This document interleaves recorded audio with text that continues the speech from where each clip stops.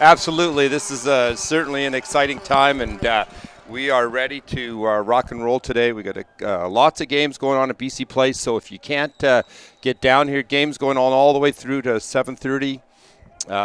All games going on all the way through till 7:30 tonight, or last game starting at 7:30 tonight. But this game right now is going to be an excellent game with Robert Bateman and the Windsor Dukes going at it. Windsor, of course, very successful in this tournament last year. Walked away with it in the end in a thrilling final game. Just amazing entertainment that they provided throughout that entire tournament, and they're looking, of course, to see if they can do it again here, Jay. They really did, yeah, and it's it's been a great program. Jim Schumann has carried on the fine tradition of Windsor Dukes football, many championships over the years. Robert Bateman, a kind of a new program that's developing from Abbotsford that has really had lots of success lately, and they certainly have a great football team this year. It's quarterback Logan McDonald in the pocket now. He takes a snap, looks to the sky, and pass intended there for Ryan Stuhar. But it falls incomplete as Stuhar had a couple of guys draped on him there. Exactly, and Robert Bateman in that situation is just running a trips formation to the boundary, so putting three receivers into the short side of the field and trying to isolate their fine receiver out there to the wide side of the field. And Windsor Dukes know that slant pass is coming. Whenever the wide receiver's out there with a wide split, they're yelling slant, slant, slant. They read that play nicely, bringing up a 3rd down and 4 situation for Robert Bateman. This is the opening drive of this game. We joined you in progress this morning. Our apologies for a little technical delay here. But you haven't missed much as of yet. Most of the excitement still going down on the field. And, of course, we got plenty more coming, not just in this game, but 4 more games under the dome today, as this is the first of 3 Saturdays in a row. Excellent stop by the Windsor Dukes defense there.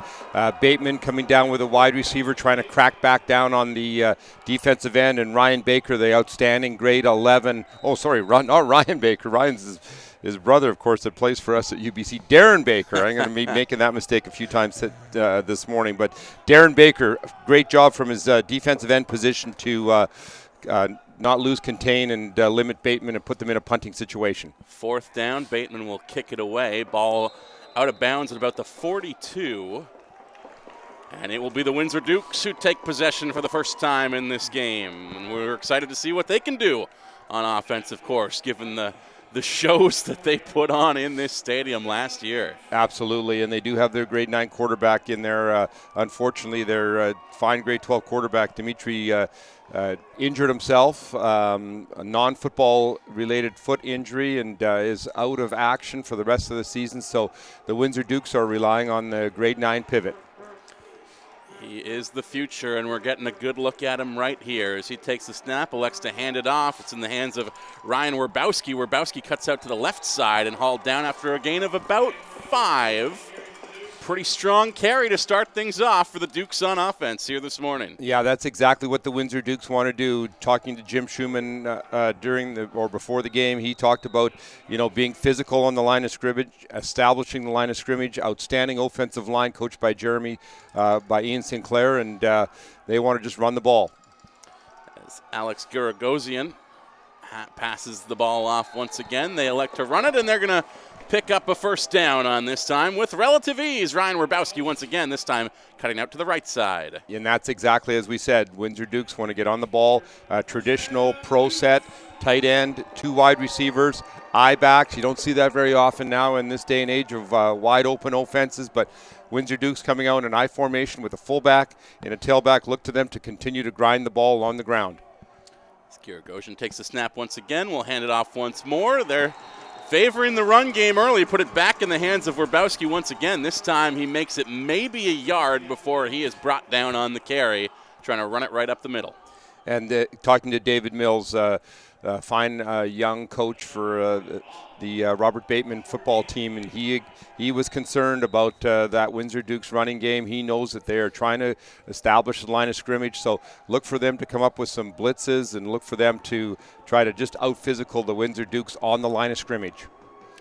Guragosian once more lined up behind the center. Take the snap and hand it off again, and again this time brought down for a loss. Loss of 2 maybe on that one as the offense continues to flow through Ryan Werbowski. Yeah, and there's that middle linebacker, outstanding defensive MVP, also an outstanding rugby player, and Mauler, doing a great job from his middle linebacker position, blitzing and limiting that gain. And that's exactly what Robert Bateman wants to do in this ball game, is to limit the Windsor Dukes and put them in passing situations for the young Windsor Duke quarterback. Gagosian hasn't thrown a pass yet, but he probably will here. It's 3rd and 11 as he steps back into the pocket, puts the ball into the air, and that one, I believe, was intended for John Galatio. And that falls incomplete. Yeah, the Windsor Dukes just running, again, a traditional I-back formation and trying to run a flood pass to the wide side of the field and looking to hit that fullback in the flat, and just a little bit overthrown punting situation for the Windsor Dukes. So both teams, getting the ball initially, maybe a little bit nervous. Both teams, established and did get first downs on their first drives, but both of them had to punt. So let's see if Robert Bateman can come up with a more sustained second drive. This time the kick for Windsor goes right up the middle, and now it's bouncing out to the left side of the field, covered up by a Duke. And that will, of course, get the whistle, as that looks like it's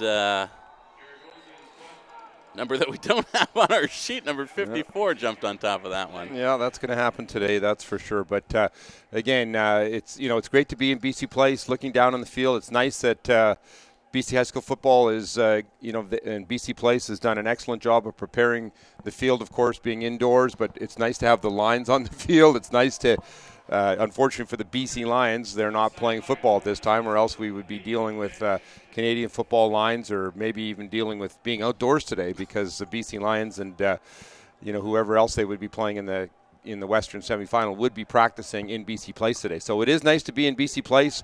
The sun is shining through the dome, and again, an exciting day to be at BC Place. Jay, you've been in this sort of situation as a coach many times before. How much does it feel different to be under the dome relative to the games you've played to get here? Oh, it's much different. I mean, as soon as you walk in this building and, the kids look up and see what's going on, and, it is so much different, especially in the pregame preparation. But once the game starts and once the whistle blows, then, it's you look at it as another football game, but it certainly is exciting for these players to be able to be in BC Place, and so many fond memories for myself being able to coach in this facility. As the Timberwolves will look to run it, but, breaks a tackle, and it looks like they've picked up the first down. They have indeed. Just trying to spot the number at the bottom of that pile. Yeah, it looks like it's, again, Phoenix Mauler, the outstanding middle linebacker, but is also, of course, a two-way player, fine running back for Robert Bateman, and was their leading rusher. Even though they're more of a pass-oriented football team with Logan McDonald at the controls, Phoenix Mauler is also an outstanding running back. Both teams favoring the run early in this one. Logan McDonald looks to the sky, and he has a complete pass and plenty of field in front of him for Ryan Stuhar, sorry. Yeah, it looks like that's going to come back, though, unfortunately here, Justin, is we got 2 flags down on the play. Tim Letterman and his outstanding crew of referees are gathering. 2 flags, maybe an illegal block downfield. Unfortunately, that play is going to be nullified and come back. It's a 25-yard gain on that reception, and most of the yardage, of course, came on the run afterwards. But a 10-yard pass, 15-yard carry after the fact. And yes, as you said, Jay, going to come all the way back as the result of a flag. Tough break for the Robert Bateman Timberwolves, but I guess the positive sign is you've made a play like that, you can do it again. Well, exactly, and, they are so explosive, and, Logan McDonald completing over 65% of his passes this year, and, for over 1,300 yards, that Robert Bateman is a very explosive offensive unit. Repeat of first down here as McDonald this time will hand the ball off, and Bateman looks to run it, but they can't get further than the line of scrimmage. As Sam Davenport on the carry was wrapped up and taken down for a gain of 1. Yeah, Sam Davenport, another very dangerous receiver for Robert Bateman, and just trying to establish the ground game. The fly sweep, the jet sweep, that the Windsor Dukes did an excellent job. Their defensive unit well prepared. They know if they see that jet motion that the defensive ends have to widen a little bit and contain, and that's exactly what they did, bringing up a 2nd and 9 situation for Robert Bateman. Logan McDonald once more in the pocket. Receiver in motion. McDonald takes a high snap, able to wrangle that one in, but he's got pressure, puts the ball in the air, and it's complete. What a pass. Sam Davenport once more, and that's a big first down for Bateman early in this one. You know, that was one of the things that Jim Schumann, as a matter of fact, it was the very first thing that Jim Schumann talked to me about this week, was being able to limit Robert Bateman. When they want to roll out, he wants to be able to control Logan McDonald and keep him in the pocket. Windsor Dukes had a good outside wide rush by the defensive end. Logan McDonald, showing his poise, did a good job of stepping up and firing a great pass to Davenport and picking up a first down for Robert Bateman. And great improvisation by McDonald. Of course, he had to haul in that snap that was a bit over his head. Felt the pressure coming, still got the ball away, and now he's got it again. He'll hand it off this time, and the Timberwolves will run it right up the middle. Maybe a short gain there, but not much, if anything. That one, once again, in the hands of Phoenix Mahler. Yeah, and it's very difficult to run, right at this Windsor Duke defense. And many fine defensive linemen, Mitch Townsend, Jeremy Sinclair, Darren Baker, a Colby Lalonde, a great group, very physical up front. Going to be very difficult for Robert Bateman to establish the running game against the Duke defense. Bateman having a great deal more success here on their second drive than they did on the first. Picked up a first down, but then had to kick it away. Some sustained momentum this time out on the field, however. As Logan McDonald takes the snap, but the play is blown dead instantly. Flag on the play. Not sure who this one's going to go against. Again, and he will go against the offense. You got a legal motion there. Again, in high school football, of course, you can only have one person in motion, and that person that is in motion cannot be going towards the line of scrimmage. So legal shift, bringing the Timberwolves into a 2nd down and long situation. Donald's had some good success in the sky so far. Might need to find some more again here in the position he finds himself in. Logan McDonald puts the pass up, but it's knocked out of the air by Nathan Overgaard. He got hands on that one and was able to bring it down. Yeah, Nathan Overgaard, again, another one of those outstanding linemen for the Windsor Dukes, did a great job. He knows that Logan McDonald is going to throw a quick pass out of that shotgun situation, so he's not concerned necessarily about putting pressure on the quarterback, just puts his hands up and did a nice job of preventing that reception there. Excellent job by Nathan Overgaard. 3rd down situation as the Timberwolves need 13 yards for a first down, but McDonald pressured hard in the backfield. Logan McDonald just got rid of the garbage there as, once again, it was the defense, Samson Whitebear George this time, pressuring McDonald and gave him all sorts of trouble. Yeah, Robert Bateman just setting up a screen pass to the left-hand side. Linemen usually block 1001, 1002, get out to the flat, but in that particular case, the Windsor Duke defensive lineman put a lot of pressure on Logan McDonald, disrupted the timing of the screen pass, and thus incomplete pass again, bringing up a punt situation for Robert Bateman. And I feel like I jinxed them, Jay, as I said things were going well for the offense on this drive, and it all fell apart as soon as I said that. Well, that'll have, penalties, right? There's 2 major penalties on that drive. They had a, illegal shift, and of course the big penalty, the holding penalty that brought back the 25-yard pass reception. That were 2 big penalties that really nullified that drive for Robert Bateman. So let's see what the Windsor Dukes can do. Kind of tough field position deep in their own end on their own 20-yard line. Let's see if Windsor continues just to kind of grind it out. Old Windsor Dukes football, as we said, Coach Schumann mentioned to me, limit their errors, be physical on the line of scrimmage, establish that line of scrimmage with Jeremy Sinclair and their fine offensive line. Look for them to get outside with a little bit of a toss play here. Ryan Werbowski was the one who hauled in that punt, and I have a feeling we're going to be saying his name a whole heck of a lot today, as in fact we're saying it again right now. Ryan Werbowski with a first down, and that'll move the chains off a huge carry to start off this drive. Gain of about 13 on the play. Yeah, and you can just see the Windsor Dukes in that particular formation, opening it up a little bit, going back to the shotgun formation, a 2-by-2 formation, faking the jet sweep and coming back with an off-tackle play to the left-hand side for a big play to start this drive. As Alec Giragosian lines up, takes the snap, hands it off once again as they are really favoring this running game early. And, Jay, I wonder how much that has to do with the fact that this is obviously not their starting quarterback that they would like to be seeing in action here today. Yeah, unfortunately with Dimitri out of the game, I mean, Dimitri is a great athlete, and being a senior player, he did, have a lot of rushes this year for the Windsor Dukes. So they're definitely, going to lose that run threat from the quarterback position, but getting the ball to some of their weapons maybe now is just going to be just as dangerous for the Dukes.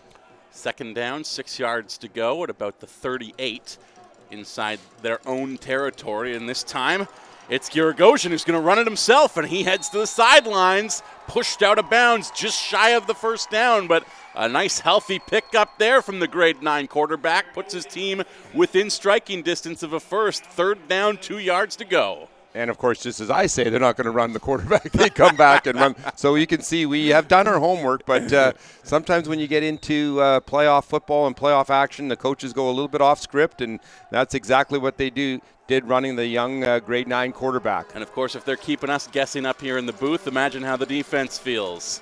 Giragosian takes the snap once again, handoff, brought down behind the line of scrimmage, but flags on the play well before that tackle was made.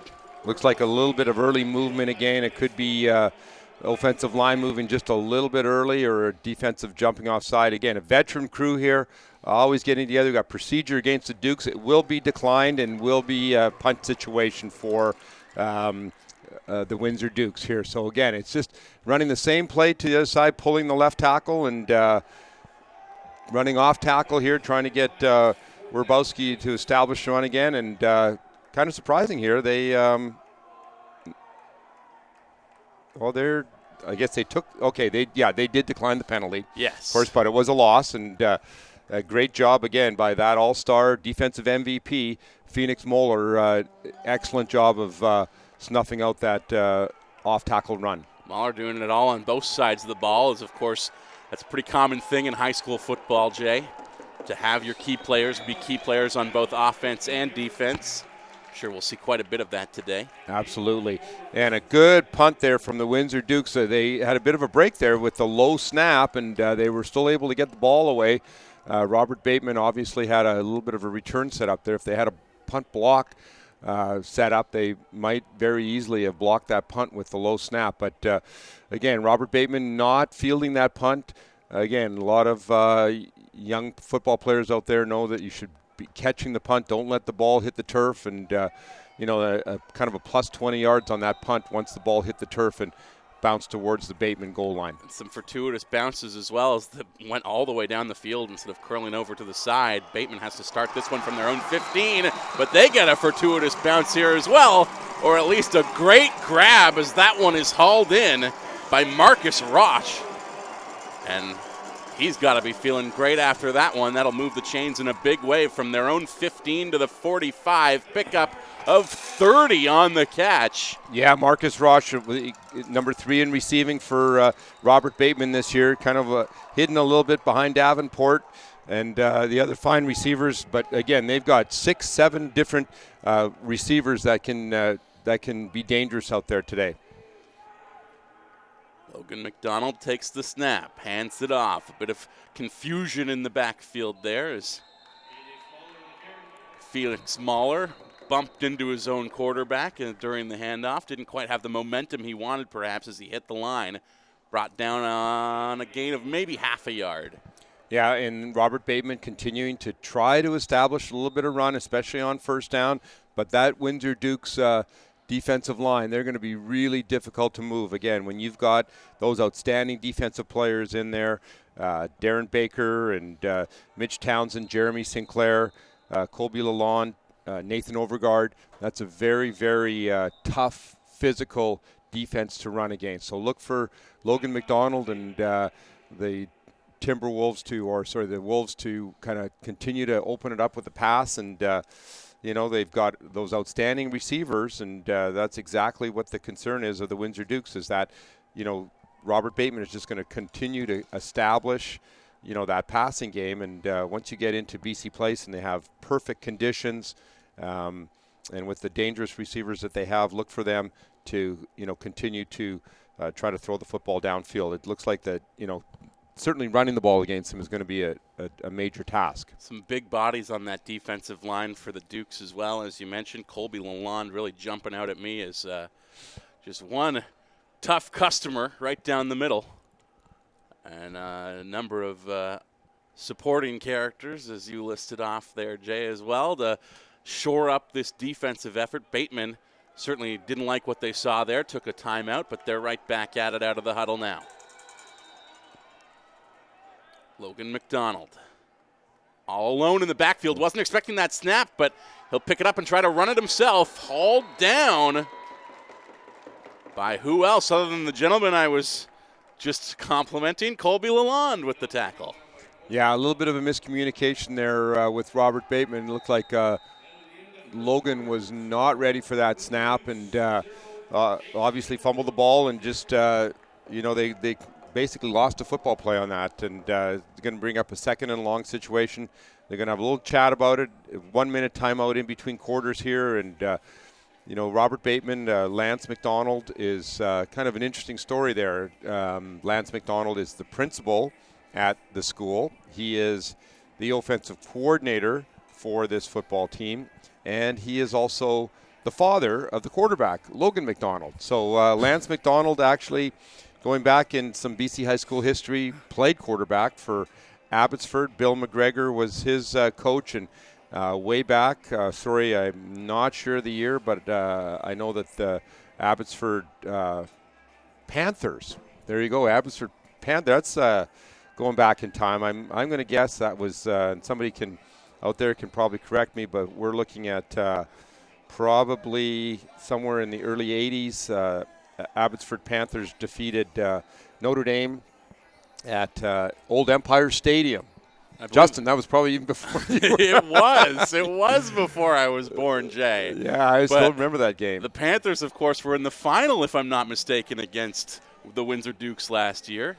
Correct me if I'm wrong on that one. Exactly. They had themselves one heck of a season. Yeah, and exactly. And they, with their outstanding running game, and Coach Fujimura had, has got a great football program out there in Abbotsford, and lots of great tradition. Again, Bill McGregor was, one of the top high school coaches for many, many years, and again, he was the coach of that Abbotsford Panther team, and Lance McDonald was the quarterback. So lots of ties with Lance McDonald today at this football game. As his son Logan takes the snap in the pocket, gets the ball away, but it's just outside of the grasp of his intended receiver, Sam Davenport. And Jay, as if I wasn't already feeling sorry enough for Logan McDonald on that miscommunication on the down right before the end of the first quarter, you go and tell me that he's not only being coached by his father, but has to deal with him as his principal as well. He just can't get away from the guy. Exactly. And getting to know Logan, he's attended many of my quarterback camps in the past, and just an outstanding young man, an excellent student. So I don't think there's too many trips to the office for Logan McDonald unless he's trying to mooch some money or food off his dad. As the Wolves get the kick away, it'll go out of bounds at about the 14, if I'm reading that correctly. They're going to call it the 15, actually. And that is going to turn the ball over, of course. The Windsor Dukes going to get another crack at the offensive side of the ball. Neither team able to put up any points as of yet, but that last drive for the Wolves, probably their best of the game so far. Yeah, exactly. And just a couple of miscues, a couple of penalties that have nullified big plays for Robert Bateman. But you know that they're discussing, some of the things that are, hopefully going to be successful as they continue on to the second quarter here. But the Dukes deep in their own end again. And let's see, they come back with their kind of bunch tight formation, more of a running formation, kind of a wing T formation here. Alec Garagosian takes the snap and is pressured, hauled down for a loss. He is sacked right there by Jordan Baum.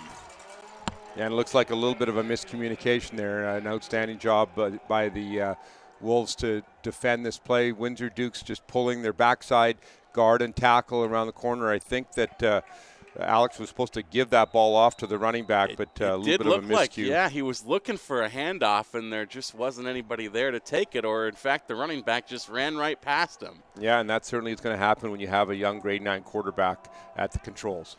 And he is at the controls once again. This time, he'll pitch the ball over to who else but Ryan Werbowski. Werbowski, big gain there. Might be just shy of the first down. It's going to be close, though.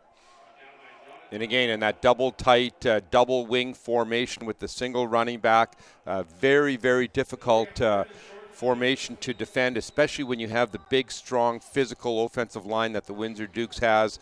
Getting the ball to Ryan on the little toss, cuts it back up into the middle of the field, and bring up a 3rd and short situation. Look for a quarterback sneak here. 3rd and inches. Garagosian hands the ball off. And is that Werbowski once again? Yeah. It certainly is. And that's enough for the first down. As Werbowski has just been the focal point, basically, of just about everything this Windsor offense has done so far this morning. Yeah, well, gaining close to 1,000 yards this year and averaging 150 yards a game on the ground. He certainly is going to be the guy that the Windsor Dukes are going to rely on today to try to get a victory in this quarterfinal matchup. Alec Garagosian. Pitch it off to Werbowski again, but this time it's Robert Bateman and the Wolves who see that one coming. Feel like you can only perhaps go back to the same guy so many times in a row before the defense is going to key in on him. And very similar play to the one that got them the big gain on that last set of downs. Yeah, nice job by the defensive end, Jordan Baham, making the tackle. Again, yes, it was the exact same play, trying to establish that toss game and having Ryan cut that ball back up inside, but a good job by the defensive end. You can see that, these teams are so well coached that, when you have a successful play against them, they're going to come back and the defense is going to make some adjustments and they're going to certainly try to nullify the play next time. And it's a handoff once again, this time. Run out to the right side. Gain of about 5, and it's Werbowski once again. Off tackle play for the Dukes, and Werbowski picking up a good chunk of yardage there. But again, the miscue on, or not the miscue, but of course the lost yardage on first down is really hurting the Windsor Dukes, and that really hurts a run game-oriented type offense. Yeah, to get nothing on first down, it's hard to continue going back to the run, but they do just that, and it's good enough for another first down. Yeah, and there's what we talked about at the top of the broadcast here is the Windsor Dukes just trying to establish that ground game with that outstanding offensive line, and those guys just kind of chugging away with Sinclair and Baker and Lalonde, Overguard opening up those big holes. Look for the Windsor Dukes to continue to just grind this ball out. That was Werbowski who picked up the first down, and he takes the ball once again. Werbowski catches a man at the line, but is still able to pick up about 4 yards on the carry, Jay. This man is no joke. Yeah, no, he really is. He's the real thing, and I had a chance to chat with him and wish him luck on the field before the game, and I tell you, he is a well-built young man, very, very solid, low to the ground, and those are the kind of running backs that are very, very difficult to bring down, especially as he's, straight ahead with his power run game. Still a high school kid, of course, but he certainly seems like the man on this offense as Garagosian is at center once more. Garagosian takes the snap, will hand it off. And I believe that is Werbowski one more time. Wrapped up after a short gain, maybe 1 yard. Yeah, nice job by the interior of that defensive line for Robert Bateman, Connor Dewick. not just kind of holding his ground, controlling that B gap, and not letting the Windsor Dukes to get any substantial yardage on that second down. Bringing up again another tough situation for the Dukes. 3rd and 6, long 6. You got to think Yarogosian is thinking pass at some point here. They can't keep going back to Werbowski, and in fact, he passes it straight to Werbowski, in fact, and that'll bring up a first down. Yeah, again, traditional I-back formation, tight end, wide receiver into the boundary.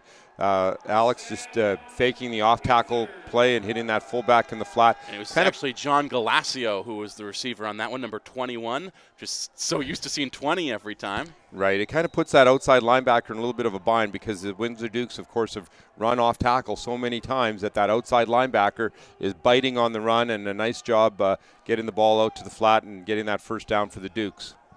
Gotta feel good for Alec Yarogosian there as well as he gets his passing game going a little bit here. He hasn't had to lean on it too much, and this time he'll hand the ball off to who else but Werbowski. Big pickup, but there was a flag that might negate all that, and we'll wait and see what it is.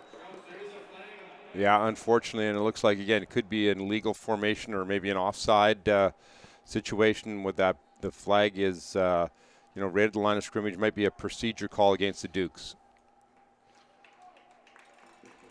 It's pickups like that show that you do, in fact, need to go to the sky every so often to keep them guessing a little bit, of course. You cannot just continue to hand the ball off to Ryan Werbowski. As much as it has brought you some success early in this one, they weren't expecting that run, and it was right after a successful pass. So no, exactly. It's one of those special plays that you have in your playbook that you run, once or twice a game that you're going to be picking up yardage. And, of course, the Windsor Dukes were able to do that, but nullified by the penalty. So Windsor Dukes coming out with an open trips formation. They end up back 5, 1st and 15. Yarogosian takes the snap and will hand it off immediately. Loose ball, but I do believe it's the Dukes who recovered it. We'll wait and see who's at the bottom of the pile, but it looks like a white jersey, and it is, in fact, Ryan Werbowski. Yeah. Excellent job there by Robert Bateman to read that play. Weinkoff, the middle linebacker, just sat back, and you got a good shot of that on the BC Place jumbo screen. Nice to have that jumbo screen for us today, and I know that folks at home obviously don't have that luxury, but they're catching the replays, I do believe. Good job by the middle linebacker for Robert Bateman. It's this time the quarterback, Yarogosian, going to run it himself.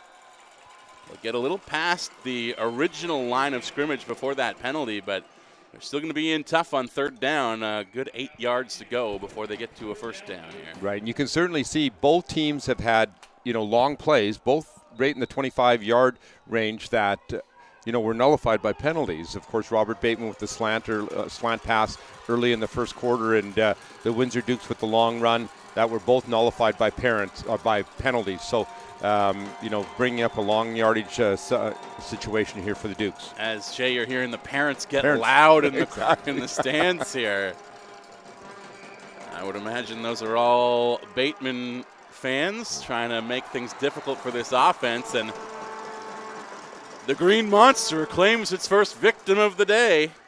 Yarogosian got caught up in the turf and went down behind the line of scrimmage. That's going to bring up a 4th down, 4th and 11, and you have to think, bent his ankles, both of them, in fact. A little bit tough to watch that one on the replay, but I believe he's going to stay in this game. Yeah, and he's actually punting for the Dukes. So a lot of responsibility for the grade 9 quarterback for the Windsor Dukes to play quarterback and obviously have to punt the football as well. Gets off a nice one. Taken in at the 15 by the Wolves. As it's Ty Martins on the run back. Finally forced out past the 30. But another flag on the play. Oh, another flag comes in late as well. Looks like it could be some sort of personal foul, or maybe the players kind of chirping a little bit at the referees. But the first one's definitely going to be an illegal block and going to bring back the Wolves. And let's see if the second one is also no, it looks like just one flag. Both referees threw basically a flag on the same foul. So it's going to put Robert Bateman in a little bit of a hole to start this drive here as we kind of winding down in the second quarter here. Like you said, Justin, it's obviously no score in this ball game. Both teams are just kind of still kind of feeling each other out and seeing what they can be successful with. But I really commend the defensive coordinators. They've done a good job of preparing for this football game and doing an excellent job of stopping both offenses. Logan McDonald going to hope his offense has a little bit more success on this drive as he takes his first snap and puts the ball out to the left side. Pass complete to Ryan Stuhar. But a short gain, maybe 2 yards. Yeah, it just shows the athleticism of the outside linebacker of Mitch Townsend, number 72 for the Windsor Dukes, getting out to the flat and bringing down the receiver and only limiting that gain to 2 yards. Once that ball was out there, I thought that he had a lot of real estate to get upfield and get substantial yardage on first down, but a nice job by Townsend to get out there and make that tackle. And am I correct, Jay, in saying that this is a wider field than these guys would normally play on high school turf? Or no, I think they've got the American field all lined out here for this game, which is nice to see. So it just looks bigger up here in the booth. It does look a little bit bigger, doesn't it, right now? And certainly seems bigger to some of the defensive players out there. That's for sure. If I was playing safety, I would certainly be concerned, especially when you have to play against a very athletic team like Robert Bateman and seeing all the the different receivers and athletes that they can put on the field. It's definitely very difficult to defend the entire field, especially since Logan McDonald has such a strong arm from that quarterback position. McDonald was complete to Stuhar there as we were talking about the field size for a first down for Bateman. McDonald once again in the pocket. He's got all kinds of time, probably the most he's had all game, and he throws that one deep down the field. The biggest play we've seen so far this morning. And if you give McDonald that kind of time, he's going to make you pay. What a completion all the way down to Marcus Roche on the 35. Yeah, and exactly just the script that we talked about. Looking down on my notes and remembering talking to Coach Schumann, that's exactly what he said. He said they've got to contain Logan McDonald. Didn't do that on that play. They've got to make a play on the 50-50 balls. They didn't do that. Great job by Robert Bateman getting that ball down the field and finally getting into Windsor territory from the Windsor 35. And McDonald just showing what kind of arm he really has. He could probably hit the end zone from where he is now. Unfortunately, flag on the play, going to blow that play dead before we get to see what he had next in him. Yeah, it looked like it was going to be a pass, but wide receiver just jumped, got a little anxious out there. That's going to happen with these young players, again, playing in BC Place for the first time, still a little bit nervous, still a little bit jittery, and wide receiver in that particular case just jumped a little bit early, bringing up a 1st and 15 situation for Robert Bateman. But yeah, Logan McDonald, even from the 40-yard line, he can certainly reach the end zone with his passes. That's all, of course, the quarterback coaching that he got along the way. Logan once again takes the snap and this time looks out to the right side, connects with Ty Martins. And Martins, not much of a pickup there, but looked like he had some moves in him to try and evade some tackles. Unfortunately, just pushed out of bounds. Yeah, Robert Bateman coming out in a trips formation, a bunch formation, sending the 2 receivers down the field and having the 3rd receiver just kind of do a quick breakout. And a nice job by Logan McDonald getting the ball to him and gaining 6 yards on that play. That's once again Logan McDonald deep in the pocket. Set to take the snap at the 35. He gets the ball away, looking downfield, complete to Stuhar, who is pushed out of bounds at either the 8 or the 9, but either way, he's got his team not just inside the red zone, but 1st and goal territory. Exactly, a nice fade route run by Stuhar to get that ball out to the right-hand side. Just put that ball out there perfectly. Great pass by Logan McDonald. He had a little bit of bump coverage from the cornerback of the Windsor Dukes, and anytime you get your outstanding receivers in that bump coverage, they're going to try to threaten with a fade route. Logan McDonald putting that ball right on the money. Excellent job setting up a first down on the Windsor Dukes 10-yard line. So looks like we got a timeout here and kind of get a chance to regroup for the Dukes, but finally we get some offensive firepower happening here. And though it's been an exciting game, it's probably been the most exciting 0-0 ball game that you can really hope for. But, absolutely.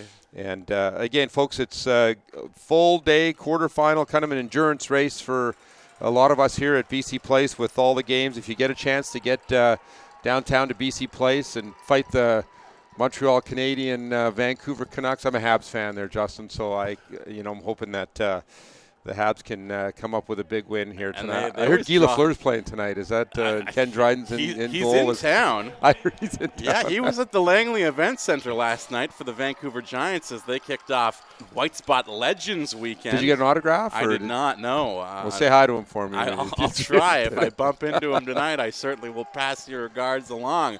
But, Jam, just realizing this has been quite the drive for Robert Bateman. We haven't even seen Phoenix Muller make his mark on it. I thought we might in tight yardage, but we don't have to see it come to that because Logan McDonald pass complete to Marcus Roche once again, and it's only fitting that the guy who made the big play to get them down the field is the one to get the touchdown as well. Marcus Roche, the first points in this one, and Bateman's on the board, 6-0 lead here in the second quarter. Wow, again, just showing that touch pass of Logan McDonald getting the ball out there, putting it in a perfect position where only the receiver can catch the ball. Marcus Roche ran an outstanding fade pattern, just kind of a little bit of an inside move, getting the ball and fading to the outside. Very, very difficult to defend that particular play.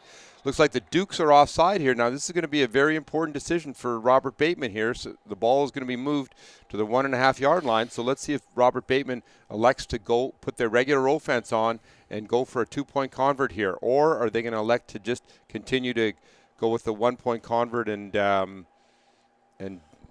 be happy with the 7-point lead? That's looking like what they were going to do, of course, but the flag throws a wrinkle in that. And kudos to Marcus Roche on that catch. That was incredible reception, just to get those fingers about as outstretched as he possibly could, and really just caught a piece of the ball, but it was enough to bring it in and get the points on the board, of course, as Bateman looks like they're going to go for the single point, unless, of course, they're faking us out as well as the defense here, Jay. Yeah, maybe a fake here, but it looks like they're just going to be happy with getting that convert and going up. And, of course, points have been tough to come by. Just 2:31 left on the clock here in this opening half. The Wolves hoping that that's going to be enough, perhaps, that they can make a big stop here on the next possession for the Windsor Dukes and maybe head into the halftime with this score, if not perhaps adding a little bit more to it if they can get a quick out here from the Windsor offense. Yeah, exactly. Let's see what happens. And again, obviously the clock is a major concern here with only 2:30 left in the second quarter. The Windsor Dukes are, hoping obviously they get a very good return, but it's going to be interesting to see what Coach Schumann wants to establish right now as far as, does he want to be conservative? Does he want to open it up a little bit? Does he, is he obviously not happy going in at, down by 7 points, but certainly going in and, being down 14-0 it would be a major concern for him. So interesting to see. I think what Coach Schumann's probably thinking right now is, hey, let's see what happens on this return. If we get the ball maybe over our 30-yard line, we can kind of be in attack mode a little bit, but, difficult when you have a run-oriented offense to, drive the ball down the field with 2 minutes left. And it feels like this game is just flying by, Jay, and I think that's a big part of it is how much the running game is factored into it, particularly when Windsor has the ball. Of course, the clock just continuing to tick off after guys getting hauled down when the run is what you're looking for. And that might actually play against Windsor as this one just ticks away a little quicker than they might think, but they've got the ball now off of a big kick that's going to put them back in their own end zone. It's going to be a touchback. Yeah, it's not the Rouge. I know we're thinking, some of you out there watching this game, the Canadian fans, of course, are thinking that that could possibly be a point. But, there's why it shows the importance of the kicking game. A couple of really, great punts by Robert Bateman that kind of pinned the Dukes deep. And, of course, with that great kickoff down to the goal line, with the Windsor Dukes only starting on their own 20-yard line, it's going to be very difficult for the Windsor Dukes to, be able to get down the field and score with their run-oriented offense. Now, Alec Garagosian had some success in the sky on his last possession. We'll see how much they go back to Ryan Werbowski on this drive. 2:29 to go in the opening half. The Dukes trailing Robert Bateman by a 7-0 score. Of course, this one scoreless for most of the opening half. Yeah, it's been an exciting game, though. I mean, there really has been some good offense, and you can see why these two teams are in the playoffs, right? And when I was looking at the draw earlier in the week, and I looked at this particular game, and knowing that we were going to be able to work this game, I was very excited because I know that this is actually one of the most exciting matchups, anyways, on paper that that you could ask for, right? Even though we probably call this the Egg McMuffin game, right? The first. The first early game, but I know the BC High School executive does a great job of placing the teams in the proper slots, and of course they have to deal with out of town teams coming in and so on, and exactly. So let's see what the Dukes can come up with in this last 2 minutes. Windsor looks to get to work on offense. Garagosian deeper in the pocket than we've seen from him so far, and there's a fumble on the play. Ball came loose, but the whistle had blown. Referee saying that was not a fumble. He maintained possession as he went down, and that not going to be as costly as it first looked. Yeah, very dangerous situation. Again, the Windsor Dukes are in there.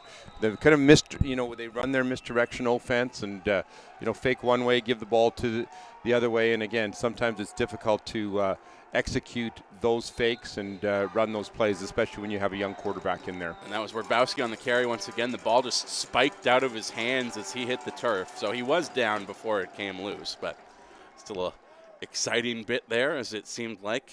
Yeah, and the Windsor Dukes looking that one out. Sorry, Justin. Looks like the Windsor Dukes are going to call timeout. I know that Coach Schumann, long-time coach with the Windsor Dukes. I had the good fortune of being able to coach with Jim Schumann many years ago, and I'll tell you right now, he is not pleased in that huddle. Good thing I've got we've got our earphones on here because our headset on, because you could probably be able to hear him up here talking to his Dukes. You can tell, but certainly by the body language that, and there's Coach Schumann on the big screen as well, right? You can tell that. Getting right in that huddle. Coach Schumann, again, one of the best high school coaches out there, certainly shows with all his championship that he has, all his championship rings.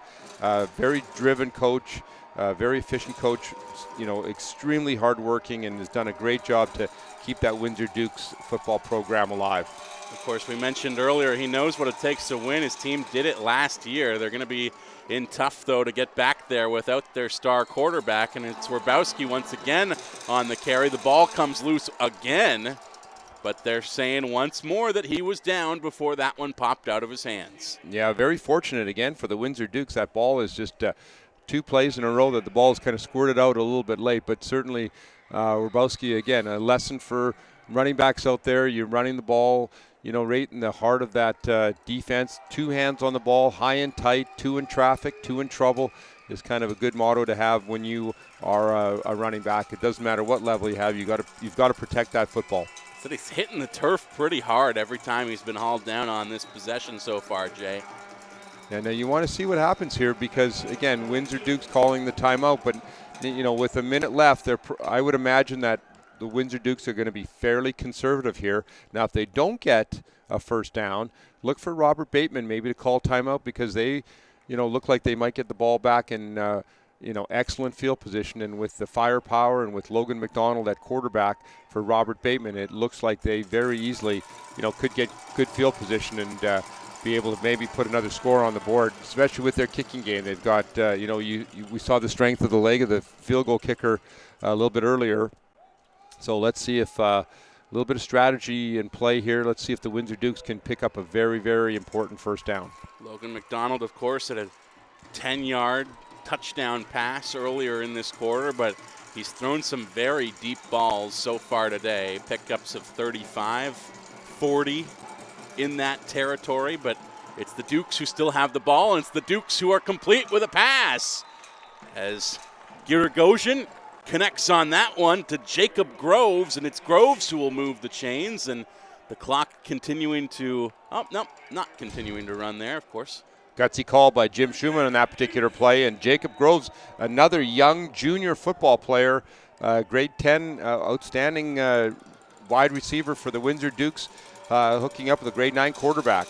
Clock running now. You could see that Groves was looking to get to the sidelines, but he couldn't get there. This time, it's the pass of Giragosian knocked out of the sky by number 17 for the Wolves. That's Theo Chapman, able to stop that pass from getting to its intended receiver, and a nice defensive play from him. It really was. That was an outstanding throw. It looked like he was, Giragosian was just trying to hit the deep curl route, and he was certainly open. Nice job by Chapman to break up that play.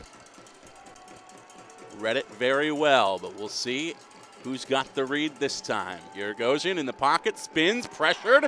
Gonna try to evade that pressure. He's running deep, deep back, and oh my goodness, Jay, probably should have just tried to get rid of that ball. Instead, he's brought his team back a very long way. A good 17 yards lost as he's sacked deep, deep, deep by Phoenix Mahler. Yeah, and that was again. I talked to Coach when I talked to Coach Mills, the Robert Bateman head coach and defensive coordinator. He was very concerned about the wide receiver screens by the Windsor Dukes, and the Windsor Dukes on that particular play were trying to set up a wide receiver screen. You could see that Robert Bateman had 3 defenders right on that wide receiver and knew that screen was coming. Alex did a good job of not throwing the ball out there, but of course the pursuit of the defense did get to him on making, creating a big sack for Robert Bateman. So again, Windsor Dukes here with only 26 seconds left, and again, a little bit of strategy in play here. Third and long.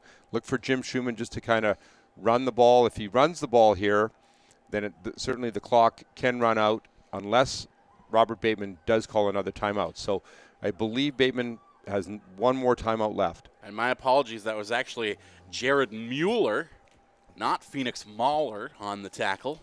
He was assisted by Ryan Stuhar in bringing him down, bringing Giragosian down. Stuhar at that defensive end position, is the great wide receiver out there for Robert Bateman, but having that speed at defensive end also really is an advantage for that Robert Bateman defense. Different look from the Dukes here in I formation as Giragosian hands the ball off and pick up some yardage in the hands of Werbowski there, but not very much, and Werbowski down. Back on his feet now. Looked like he got his knee tied up a little bit, skipping gingerly back to the huddle, but he's going to stay in this game, and he pretty well has to, given how important he's been, but fans getting a second look at it. You heard some gasps from the crowd as they saw the way that Werbowski's knee got tangled up as he was hauled down, and I guess the half comes at a perfect time for him because that'll do it for the opening 2 quarters. They are in the books now, just 1 touchdown on the board. It belongs to the Robert Bateman Wolves. Logan McDonald connecting on the TD to Marcus Rosh. Exciting action thus far. Justin Morissette and Jay Prepchuk with you here at BC Place Stadium. And Jay, we will take a quick break here and be back with the folks before too long. Yeah, it's going to be a great second half. You are listening to the BC High School Provincial Championships, the Subway Bowl. You're watching it as well. Stay with us, folks. Go make yourself a Dagwood sandwich. We'll be back before you know it.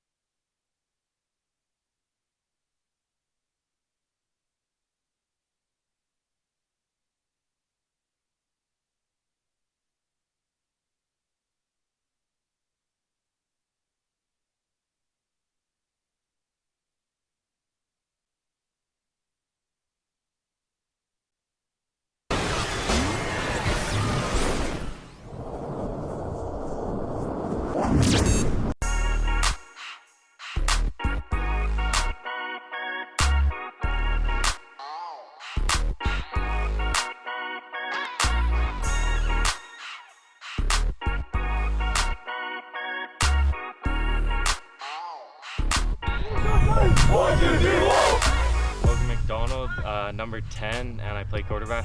Phoenix Mahler, and number 27, and running back and linebacker. Samuel James Davenport. I'm a wide receiver, DB, and the kicker. Ryan Stuhar, wide receiver / defensive end, and number 7. My name is David Mills. I'm the head coach here. I've been coaching here since 2010.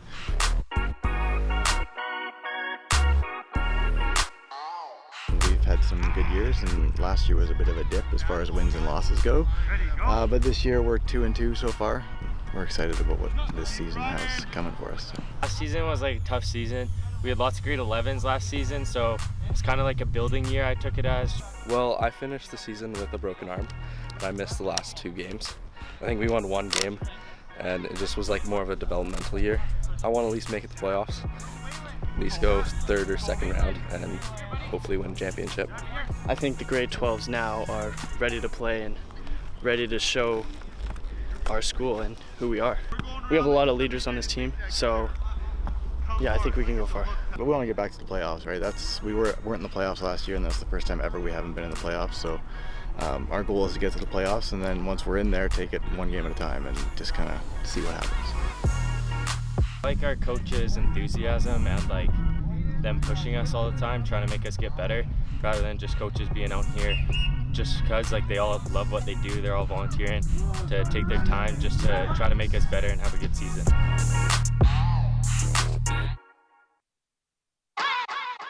You can't ask for better coaches on the field. Like, they're always there. They're putting the time after, like, coaches going to other people's games to see what we're up against, and you can't ask for anything better than that.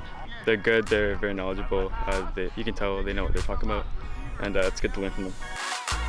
Great group of kids. You know, there's no like egos. It's not. I don't have to like babysit them. They show up every day, right? They're a good group to spend 2 hours on an afternoon with, right? So.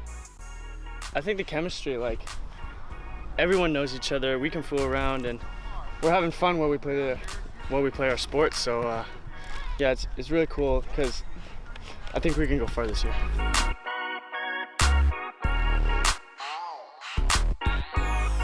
Spring of 2017, Isaiah Peters, one of our players, he had a neck injury, and he is no longer able to play. They found he had a pre-existing condition within his spinal column. So we had 16 was his number, just to like put a tribute to him. It means a lot to like the team. Isaiah was a big player. It was really bad what happened to him, and we just like to respect him. It's like a tribute to him. And so he can't play football or any physical sport anymore, and that was really rough because we really miss him out on the field.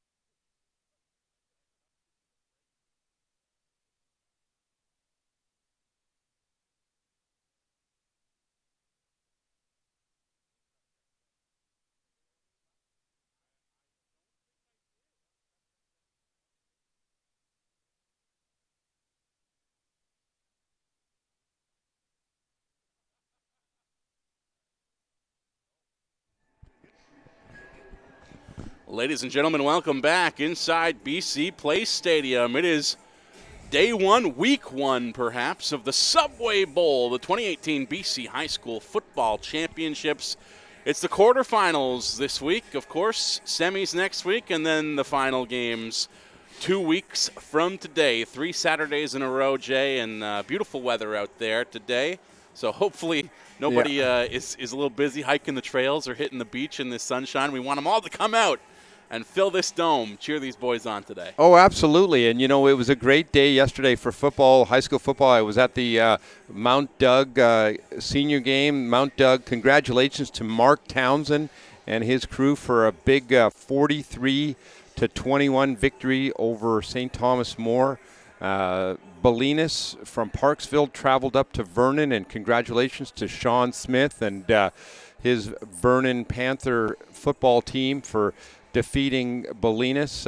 Thomas Hewitt, the outstanding quarterback, of course, for Vernon, leading the way 51-14, Vernon over Bolinas. Other big games today, G.W. Graham is playing Barsby over Nanaimo. Hopefully we get some updates. Of course, there's the big Canadian Junior Championship today as well. The Langley Rams, a surprise Langley Rams of on a roll. This year with, of course, Jake Elliott. Jake going to be calling some games during the Subway Bowl as well. And we are just thrilled to see big Langley game off to Saskatoon to face the Hilltops. Kickoff, I believe, in about 20 minutes there. So hopefully we get some reports. People, if you can send us some reports of the updates, the Langley Rams and the Saskatoon Hilltops. But let's get going with this second half. Hilltops, the number one team in the CJFL all year long, but of course, that's neither here nor there at the moment. Right now, it's Robert Bateman, the Wolves, kicking things off in the second half. What a hit! Wow! Just rocked.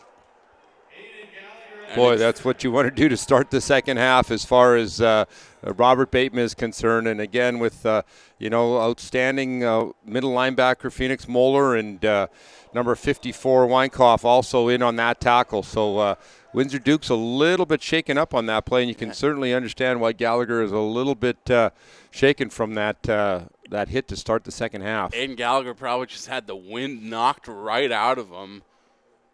It was just the biggest hit we've seen all day so far. I know the day is still young, but nothing with that ferocity in the first half. A hot start to the second for the Bateman Wolves on the defensive side, getting that tackle. And Justin, let me just throw in quickly here again, 12 o'clock at BC Place, Holy Cross and Prince George, 2:30 Vancouver College and South Delta, 5 o'clock New Westminster versus Lord Tweedsmuir, and 7:30 Terry Fox and Notre Dame. So again, try to get down to BC Place if you can and pick up some, watch some high school football. Going to be an outstanding day, as it always is, in BC Place, BC High School quarterfinal weekend. Of course, do want to thank the folks at BC Sports Hub as well, who put together those videos that you guys saw during the intermission there.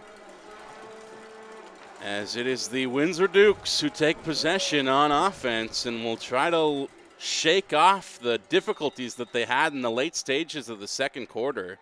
Alec Garagosian at quarterback was brought down for a significant loss just before the teams went to the rooms at the break. Yeah, and this is not the start that the Windsor Dukes want. Jim Schumann is not happy with what he saw as the Windsor Dukes broke the huddle and came onto the line of scrimmage. Coach Schumann, again, knowing the importance of getting a good start on the second half, called timeout, got in there. But again, it's important with a close game like this. Let's start keeping track of those timeouts and know that the Windsor Dukes have already used one of their timeouts, of course, and with, again, 2 left, it could be a factor down the stretch. It certainly was at the end of the first half with, Robert Bateman would have liked to have a timeout left because they would have put the Dukes into a punting situation. But they had burned all their timeouts. And let's see if the Windsor Dukes can get back on track and get into the end zone. And, Jay, of course, teams extra focused coming out of the break, but how much does it break that focus to have a monster hit like that right out of the gate? Oh, it's a great start for Robert Bateman, and again, coming back, and they are reading their keys. Great job by the middle linebackers, and Theo Chapman, again, coming up with some big plays as well for Robert Bateman today. I believe that was Jacob Groves on the carry this time, number 10. Boy, again, Jacob Graves, young. Here's the, Windsor Dukes going to their juniors, and Jacob Groves, outstanding player, grade 9. Alex Gregosian, quarterback, grade 9. So a bright future for the Windsor Dukes, certainly with a lot of these young players getting senior experience today. Groves heads to the sidelines for this one, and once again, it's Gregosian with the handoff, putting it back into the hands of Ryan Werbowski. He was the focal point of this offense throughout the first half, and I have a feeling he will be that again here in the second half. Weinkoff doing a nice job from his middle linebacker position. A really impressive football game for the middle linebacker. Weinkoff just sitting back, reading the offensive play develop, and coming up to nullify that gain. Gregosian deep in the pocket. Going to look to pass, and it's complete. He connects with Max Paul, and Paul got a little bit lucky in the early stages as it looked like there was a guy to take him down right away, but just missed the tackle outright.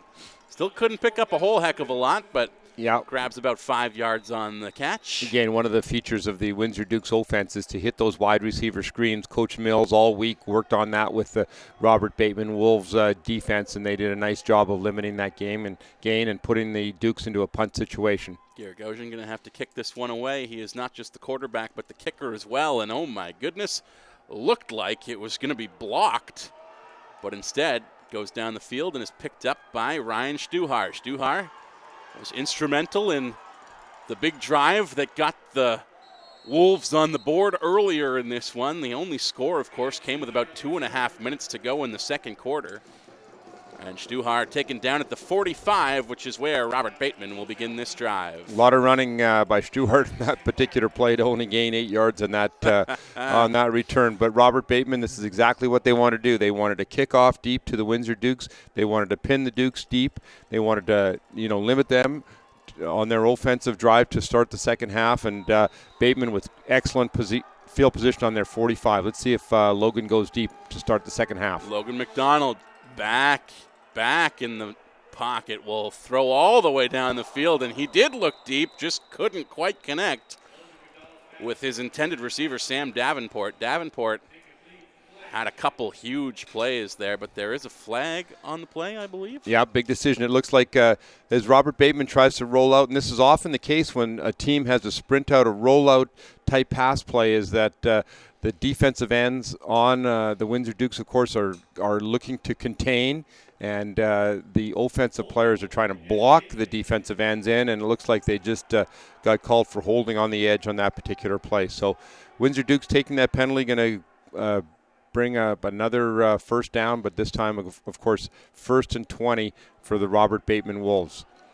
And Jay, it was a number of plays were just wiped out by lack of discipline. Flags played quite a role, in fact, in that first half, and in fact might be the reason why we've only seen 7 points on the board, because it seemed like every time either offense, both for Windsor and Robert Bateman, made big inroads towards the end zone, the play was just negated by that yellow laundry. Exactly. See what Logan McDonald has up his sleeve this time. As you have to think he's looking skyward, the field position he's in now. He rolls out of the pocket and can't quite connect on that one with Marcus Roche. Yeah, the exact same play that they ran on first down. Logan McDonald rolling out to the outside, and you can certainly, that Lance McDonald, the offensive coordinator, told his son Logan that, hey, that breakout is there. On the first down, when they had the penalty, they ran the breakout by the wide receiver and the corner, the flag route by the inside receiver. The Windsor Dukes cornerback plays deep. Quarterback should always hit the breakout when that cornerback plays deep as a defender. Same rollout from McDonald, of course, but just a 12-yard pass on that most recent attempt. It was much, much deeper the first time.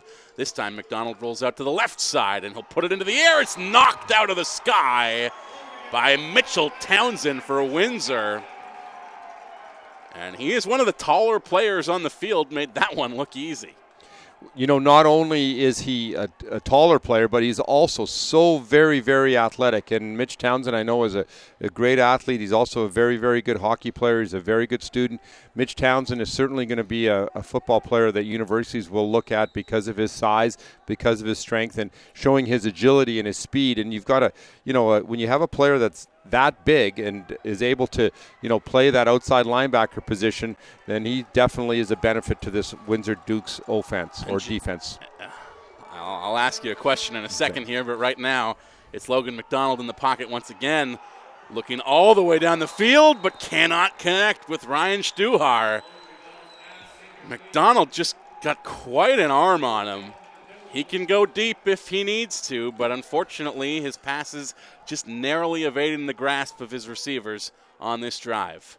Yeah, excellent throw to just put it in a perfect position. Actually, Windsor Dukes did a good job of covering on that particular play, but a nice throw out there by Logan McDonald. That ball very easily could have been caught. You mentioned Mitchell Townsend going to be a successful football player at the university level. I know it's typically week 3, the finals Saturday, that we start talking about scouts being out here to watch these guys, Jay. But is there a pretty significant scouting presence even for the quarterfinal games here at BC Place? Oh, definitely. You know that Coach Ford and Simon Fraser University are going to be out scouting. I know that, of course, Coach Nill was at the Mount Doug game yesterday and scouting, and certainly the UBC program, SFU program, of course, have started already to offer some scholarships out there. Keelan White, the outstanding wide receiver from the Handsworth Royals, is already committed and signed with the UBC Thunderbirds. So big pickup for the Thunderbirds to sign Keelan White. So definitely there will be more and more university coaches coming to watch these championship football games. Of course, as one guy commits, it starts something of an arm race between the schools, I'm sure. But right now it's the Windsor Dukes going to work on offense, and it's again in the hands of Ryan Werbowski. Yeah, and speaking of that, Justin, it's good for football players. Coaches are not always just going to be approaching football players, right? It's good for the football players to be progressive as well, and email coaches, tell them that you're interested in their football program, tell them that you're interested in their university, check out the academics. But of course, the main point being that if you don't have good grades, if you don't work hard in school, then you're not going to get a football scholarship. You're not going to be able to get into university. So you really have to study and work your academics, even though you're a busy athlete. Giragosian deep in the pocket will hand it off to Werbowski, and he is wrapped up, but that play comes to an end prematurely because there is, of course, a flag on the play. Important drive here for the Windsor Dukes to continue to establish their run game. They're just again, if you talk to I guarantee you, if you talk to Coach Schumann right now, he would say it's pretty simple. There's just too many mistakes, right? And when you have a football team such as the Windsor Dukes, that's a run-oriented team, you just cannot be put in second and long situations. You cannot afford to take penalties and be in first and long situations. That's where they are now, second and long, and it's the quarterback who hangs on to it himself. He'll get back to the original line of scrimmage, gain of about 3 on the run there for Giragosian, rather. And, of course, Jay, it was a flag on the drive for Robert Bateman, that holding call that brought them back 10 yards that gave Windsor pretty opportune field position to start this drive of their own, but a flag of their own bringing them back on that last one. 3rd and 9. As Giragosian takes the snap once again, he'll hand it off to Jacob Groves. Groves, as he tried to cut in, loses his legs, and he will hit the turf for a stoppage. Nice job by Jonathan O, the defender for the Robert Bateman Wolves. He sees that jet sweep coming and does a great job of getting up the field and bringing down the grade 9 Jacob Groves. No gain on that one. 4th down situation, and you have to think they're going to kick it away here. That's the formation that they're in. That's the situation that they're in. And an unfortunate drive there, not able to get anything going for Windsor, who will kick it away here. Down the field. It's a bit of a bouncer, and Ty Martins elects not to touch that one. Elects to let it be touched and blown dead. And they'll start this one from their own 20, will the Robert Bateman Wolves. Yeah, let's see if Lance McDonald is, at halftime, usually they would go in and they'd make adjustments. Usually they'd go in and they would talk about, what they feel is working, what plays we can kind of scratch off our ready list, what plays can we really emphasize in the second half. And, certainly adjustments made on both sides of the ball. Excellent coaching staffs from the Windsor Dukes with Jim Schumann and Ian Sinclair, and with Coach Mills and Coach McDonald for the Bateman Wolves. McDonald elects to hand the ball off this time. They passed it on every single down on the last drive. This time, start with a run, and it's in the hands of Phoenix Mahler, who picks up about 5 on the play. Yeah, and just as you say, Justin, exactly. You know, the previous drive, Robert Bateman Wolves with consecutive passes, and now starting off this drive with a draw play and gaining 5 yards. Nice pickup on first down for the Wolves. Donald takes the snap once again. This time he looks skyward. We'll throw it out to the left side to Ryan Stuhar. He takes that one in, and he's brought down after a short gain. It's probably going to be about 3rd and 2, maybe 2.5 yards to go for a first down here. Taking a play out of the Windsor Dukes playbook and just trying to hit the wide receiver on a quick hitch screen out there.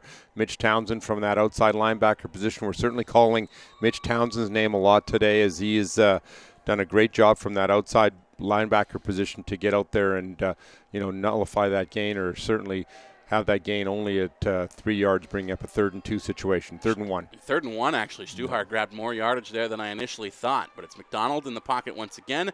He'll flip it out again to Stuhar, this time on the right side, and as he rolls towards the sidelines, content with the yardage he got there, because it'll, of course, move the chains, and that's a first down for the Wolves. Yeah, an excellent job by execution. Stuhar just on a 5-yard hook pattern out to the wide side. The corners for the Windsor Dukes are playing off. They're letting them take that underneath, those underneath passes. And again, a good job by the Robert Bateman Wolves to pick up a first down and start this drive, continue this drive. Almost extra important, Jay, to try and find the sidelines if you can in a situation like that in the high school game where, of course, guys are playing so much on both sides of the ball. If you can avoid some physicality, you may as well.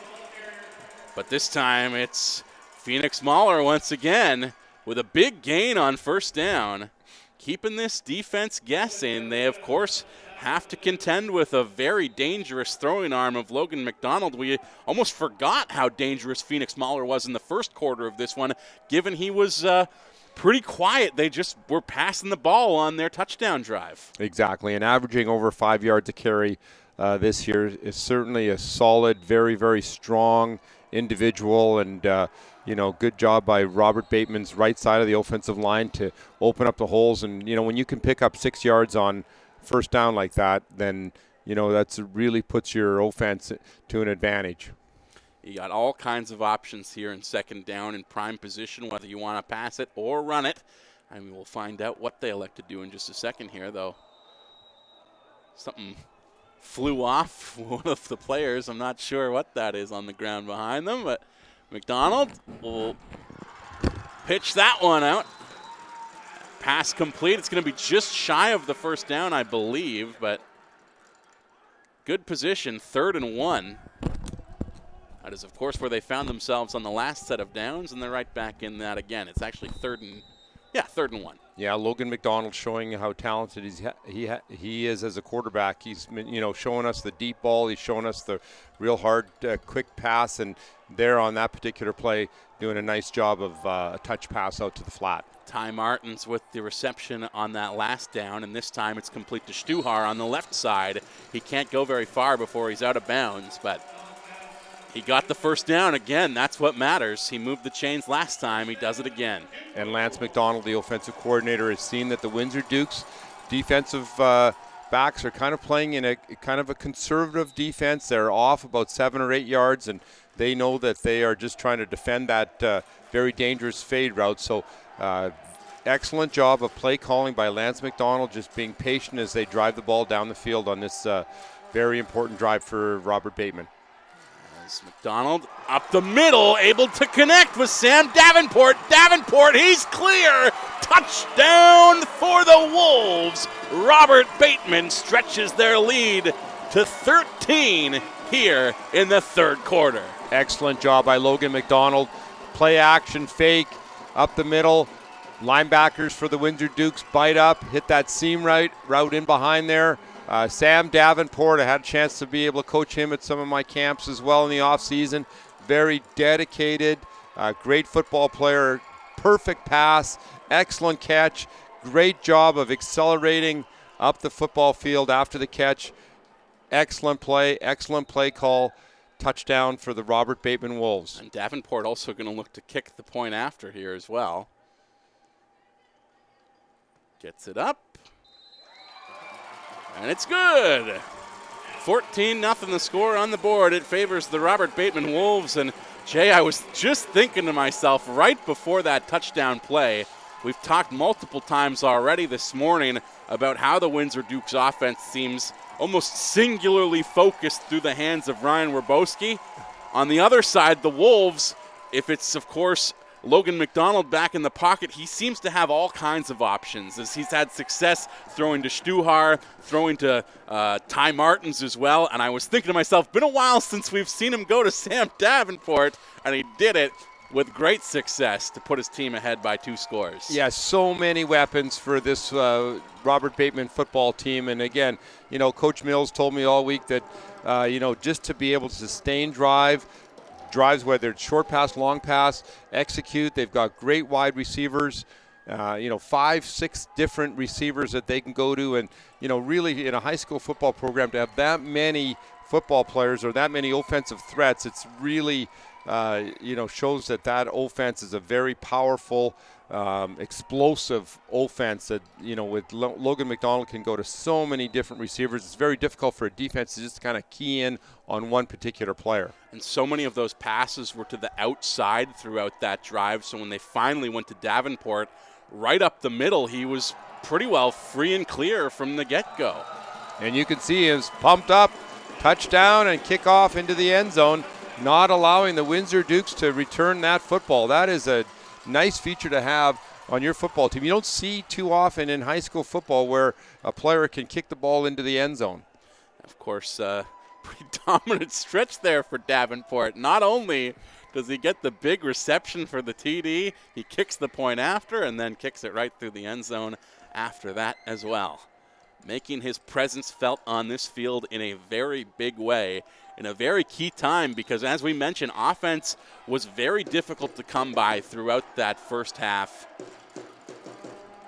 And that means that, of course, this game was still in play, and it still is, obviously. Windsor able to get back in this one. There's still plenty of time for that, but the Wolves making it a little bit more difficult here in the third quarter.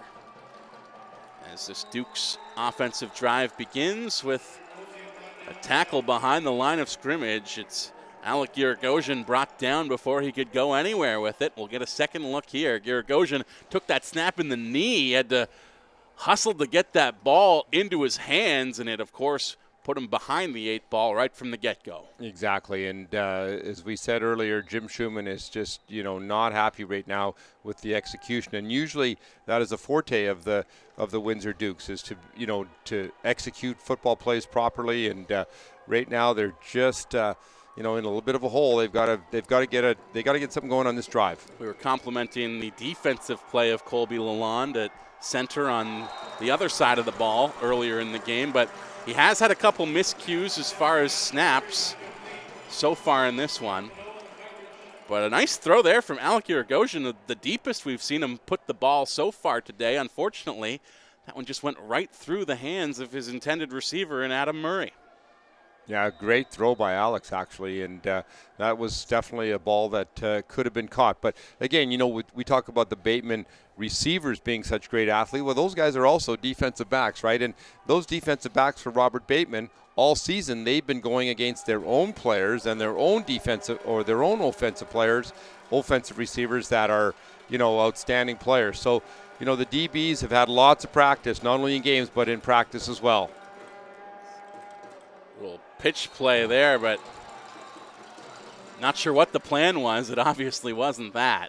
Yeah, it's just an option play that the Windsor Dukes are trying to execute, and they fake the option play and come back with a little inside shovel to Werbowski, and let's see the replay. It just looked like it hit one of the timber or one of the Wolves' hands there. And I believe that caught the arm of Jordan Baum. Yeah, exactly. Nice job by Jordan Baum to break up that inside shovel pass by the Windsor Dukes. Unfortunately, that's going to do it for this drive for the Dukes. We'll have to kick it away from deep in their own end. Of course, great job by the Bateman defense to keep them contained, but of course, Sam Davenport's kick after his touchdown is what kept them all the way back to start with. Yeah, and a little bit of a miscue there on the return team for Robert Bateman.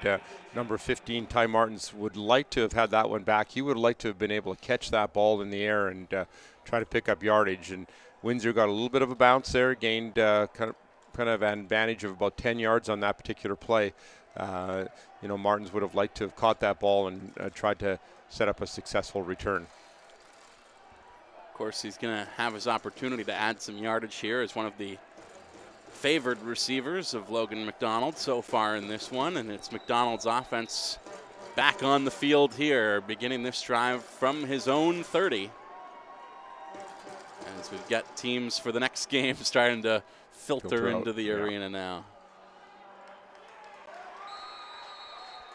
Carry there by Phoenix Mahler, but he's wrapped up at the line and hauled down. Might have been a loss on the play, in fact.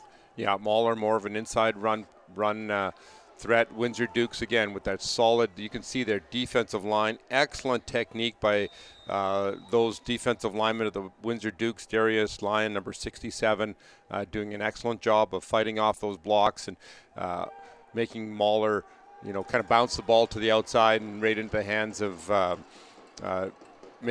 Mitchell Townsend. Loss of 2, so it's a 2nd and 12 situation, which would make you think that McDonald's going to throw this one, and he does, right into the waiting hands of Ryan Stuhar, who's wrapped up almost immediately. There's, of course, 3 Dukes there to stop him from getting any extra yardage after bringing that ball in. Yeah, exactly. And what Robert Bateman does not want to get too conservative right now. I mean, even though, of course, when you throw a football, it obviously could be intercepted, could have drop passes, but that is their strength of their football team, is Logan McDonald and getting the ball into the hands of those wide receivers. And I think it's important for Robert Bateman at this time, not to be too conservative, but continue to work and continue to get the ball, down the field, and not to forget about the passing game. No interceptions for either team so far here today, though we have seen both sides knock some balls out of the air. This time, however, it's a big first down for the Wolves as a pass complete to Ty Martins. We mentioned that he didn't get to go anywhere with the kick return as it evaded his grasp. Adds some yards there instead, and it'll move the chains for the Wolves. Well executed rollout pass, just a flood pass, 2 or 3 receivers into the right-hand side of the offense, and nice job by Logan McDonald, just kind of picking away, getting the ball to Martins, picking up the big first down, and setting up a first down with excellent field position. Receiver in motion as McDonald takes the snap. Logan McDonald rolls out to the left side and thought about running it himself, but his legs got wrapped up right as he got back to the line of scrimmage. Yeah, big tackle there. Yeah, absolutely. Townsend again. We continue to call out Mitchell Townsend's name as a great football player from that outside linebacker position of the Windsor Dukes. Same football play that they ran previous, this time rolling out to the left-hand side. The Dukes did a nice job of covering the flat pass, and Martins was in the flat but covered by a defender. Logan McDonald, nice job of not forcing that ball in there and picking up 1 yard on that run. 2nd and 9 as McDonald in the pocket once again. Takes the snap. He's got some time, felt the pressure coming though, and just elected to toss that one away as the pocket started to close in on him. And you look out to the field right there, and 4 receivers for Robert Bateman and Windsor. Every one of those 4 receivers were covered. So good job by Logan McDonald to just get rid of that football, as Windsor Dukes did an excellent job of coverage on that play. Good job by their D-line as well to keep that pressure in the pocket. Not give McDonald too much time. Of course, he had plenty of time as he threw that deep bomb that set up the opening touchdown. McDonald now scrambling. He'll roll out to the right side and get the ball away. Gonna be close here. Yeah, I'm not sure that was complete or not. We'll catch a second look at it. They're marking it as complete. Yeah, it's going to be real. Yeah, it's a complete pass, but let's just see if he's got the first down. Has both of his feet down as he hauls it in, and I think they're going to call it 4th and inches. Bring out the chains for a measurement, perhaps.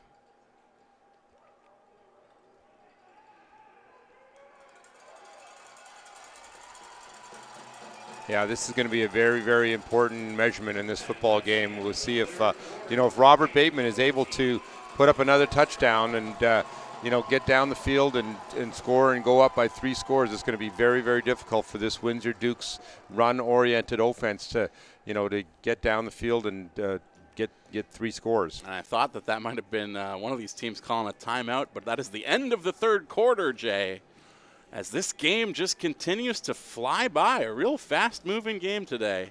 It really is. Start us off on this It really Saturday. is. Yeah, excellent day. Boy, it's sure beautiful in here. I know that people are coming down to BC Place, even though you think it's an indoor stadium. It is cold in here. A little chilly. With the beautiful day, the sun is coming through, and it is a little bit warmer down on the field. But I tell you, in the stands, it can be quite chilly. So if you are on your way down to BC Place, make sure you bring a jacket. Make sure maybe even a blanket, and you want to stay warm as you watch these football games. It is mid-November after all. I know that we've had a bit of a warm fall here. It seems like summer had a bit of an extended stay, but that certainly came to an end this week. The nights are much, much colder than they were last week. I will say that much for sure. But as the fourth quarter gets underway, they're going to call it 4th and inches. They did not go for a measurement there after all, as McDonald just tried to push it up on a QB sneak.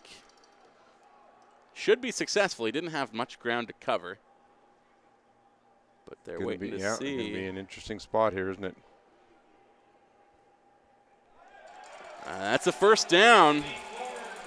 Robert Bateman didn't go far, but they got just enough. That is about as close as they come right there, Jay. Yeah, exactly. Now let's see again what Lance McDonald is wanting to call here. Let's see what his offensive kind of philosophy is here. Look for them to, continue to throw the ball.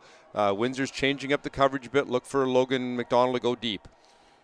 McDonald in the pocket, and he does just that. Looks to throw deep, and oh my goodness, how was that complete?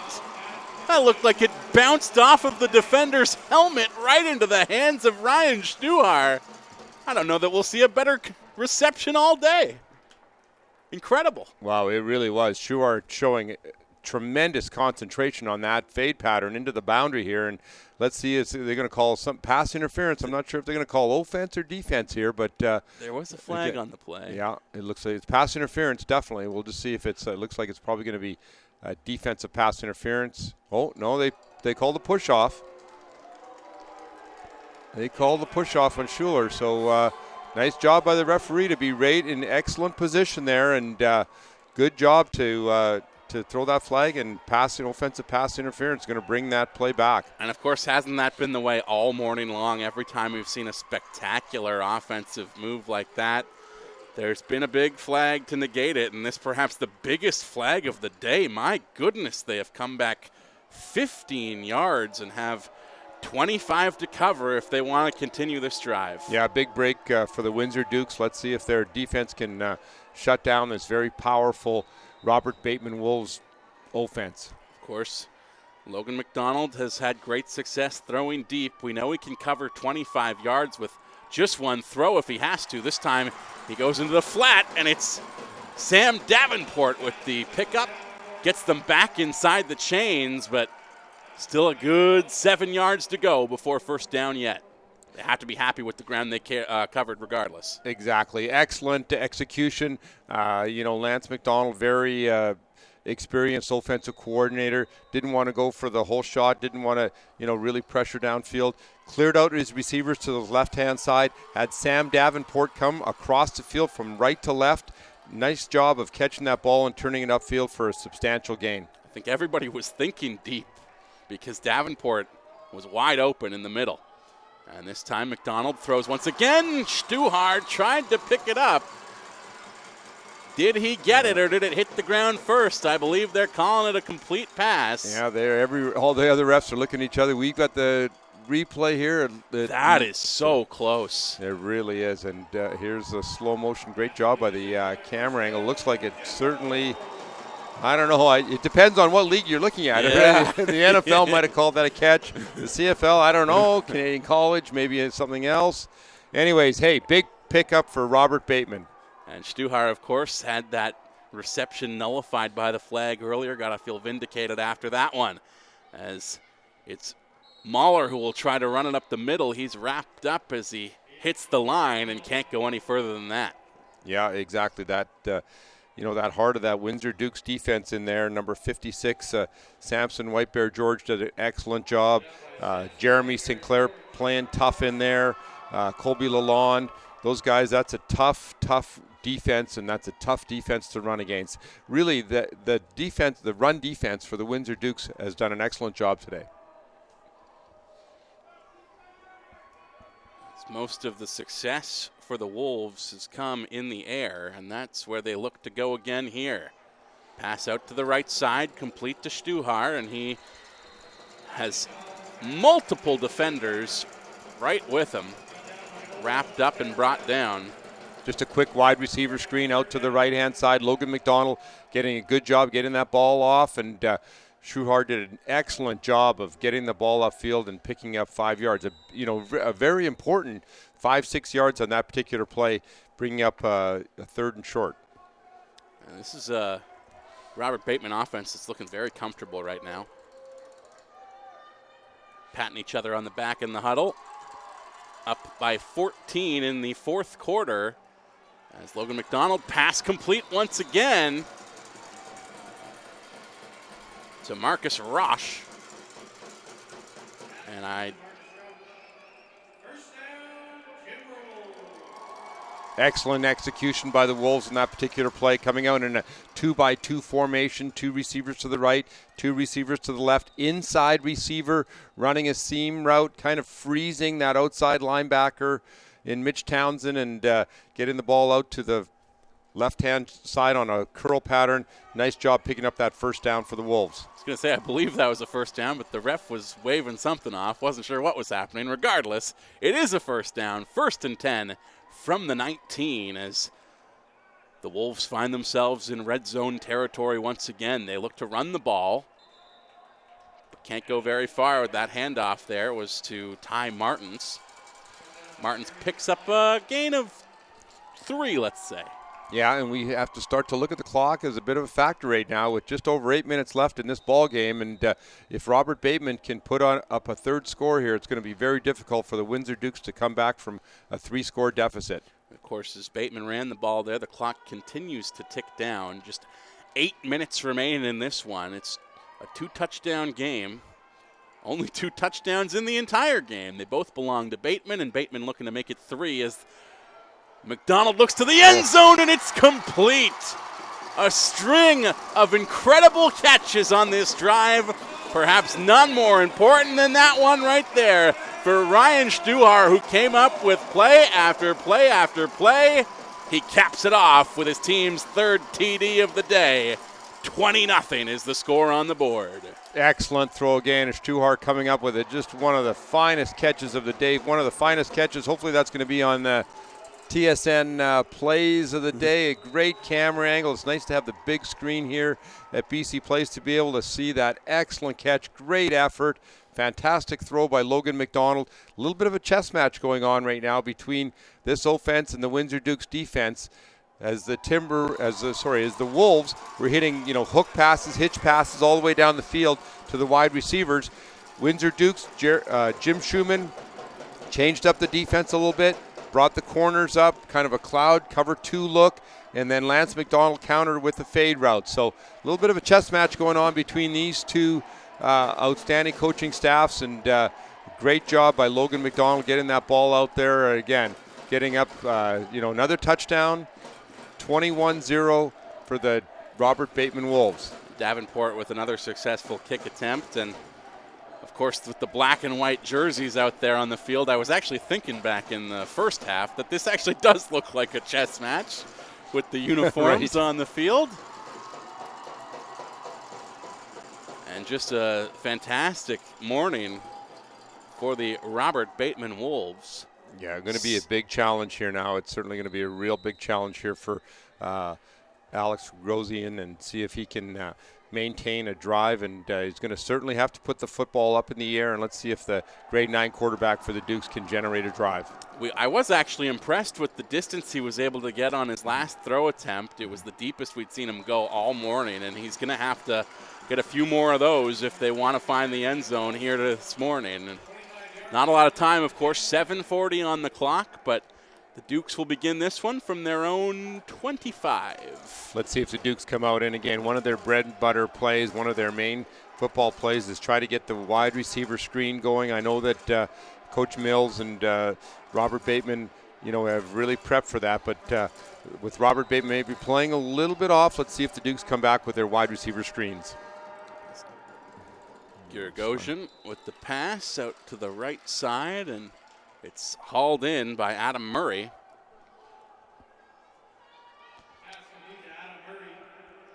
We did see at the end of the first half, Jay, Ryan Werbowski went down hard on his knee, got all twisted up.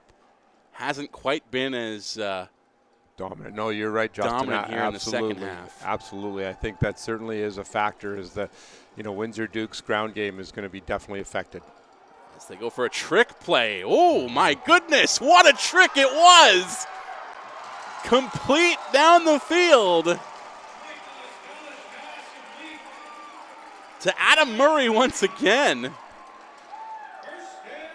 So that was not Girgosian who made that pass. It was Nicholas Pellish. Nicholas Pellish, yeah. It's interesting. I've had a chance to coach Nicholas a little bit this past fall, and another one of the junior football players for the Windsor Dukes coming up. A little double reverse trick pass, wide open. Good job by Sam Davenport to prevent the touchdown. But again, Nick Pellish, a young junior football player for the Windsor Dukes, gets into the football game and does a great job of getting that ball out there on that double reverse. A little bit of trickery by Coach Schumann, exactly what the Dukes needed, as there's just under 7 minutes left in this ball game. Let's see if the Dukes can get the ball in the end zone. Well, if you got any trick plays up your sleeve, now's the time to bust them out, because you might not get another chance the way this game has gone for Windsor so far. Yeah, exactly. Hopefully Schumann's got another one of those, and I'm sure that the experience that he has on the sidelines, he probably does. Interesting when looking through the statistics and doing some prep for this game. I know the Windsor Dukes, Jeremy Sinclair is a very versatile athlete. Today he looks like he's playing on the offensive line. He's changed his jersey number. He's number 54. I know that throughout the season he's played a lot of tight end, a lot of receiver, and them losing a big target like Jeremy Sinclair has certainly affected their passing game, as Jeremy Sinclair was their leading receiver this year with 19 catches and 320 yards and 3 touchdowns. He averaged 17 yards a catch. So moving Jeremy back to the offensive line is certainly a factor for the Dukes. Girgosian pressured in the pocket, still able to get that ball away, and it was a pass complete, in fact, to who else but Ryan Werbowski, as he picks up a first down, I do believe. If not, just very, very close. Yeah, very well executed screen pass by the Windsor Dukes. Surprised not to see that play a little bit earlier. Yeah, exactly. Good job by Nathan Overgaard out there leading the blockers from his right tackle position. Girgosian once again deep in the pocket, takes the snap. It's bobbled, and he has to hop on top of it. He's going to take the sack, but it was not his fault, as that snap a little too low and hard to take in. Yeah, again, when you're in second and just inches to go and you have a play like that, those are things that just drive coaches crazy. But Coach Schumann, you have to regroup and get back and call another play. They're in 2-down territory, though, here, Justin. 3rd down and 7. 2 downs to get 7 yards. Almost wish you could get that last one back and perhaps sneak it, because they did not have far to go, but it's Girgosian who nearly finds the end zone. He was looking to connect to Adam Murray. Murray with the big reception on the trick play earlier in this drive. Been one of the favored targets on this march down the field. Couldn't quite hang on to that one. Yeah, beautiful pass by Alex. So, and there's your difference right there in a big ball game like this. The Robert Bateman was able to complete the long pass, make a great catch in the end zone. Windsor Dukes were not able to, capitalize and make the big catch. And, in big games like this, it just comes down to a few plays that are just so crucial like that. And Robert Bateman is the football team that are making those plays today. And Ryan Stuhar playing for the Wolves like he's got tar on his gloves. It seems like everything that gets anywhere near him, if he can get even a finger on it, he's hauling it in. Unfortunately for Alec Girogosian, a couple of his perfectly placed passes have just fallen through the hands of his receivers, as it's been a bit of a tough outing for him. But you have to feel pretty good, too, for the future of this club, looking at a kid in grade 9 able to step into a situation like this and put together the effort that he has so far. Absolutely, absolutely. And that experience is going to really help down the road. Girogosian going to go for it on 4th down. A little bit of a trick play. It looks like I wouldn't be surprised if Robert Bateman called timeout here. Yeah. Windsor Dukes coming out in a kind of a funky formation. You could probably see that on your screen right now, where they're putting many of their offensive linemen out to the right-hand side. Very unconventional kind of formation. A little bit of a trickery, a little bit of a trick play that Coach Schumann has up his sleeve. The experience of Robert Bateman and their coaches, Coach Mills, the head coach, who is also the defensive coordinator, saw that formation, probably wasn't prepared for that formation, called timeout, let's regroup, let's figure out how we're going to defend this formation. And, since it really comes down to this big game, this play right here in the ball game, right? If the Dukes cannot capitalize on this right now, I would say that Robert Bateman is a pretty sure bet to win this football game. And of course, we were talking about whether or not Jim Schumann had another trick play up his sleeve. I think that last formation shows that he probably does, and maybe a few more after this one too. We will see. But not a lot of time left on the clock, just 5:48. 21-0 the score. It favors the Wolves. Girogosian, the lone man in the backfield.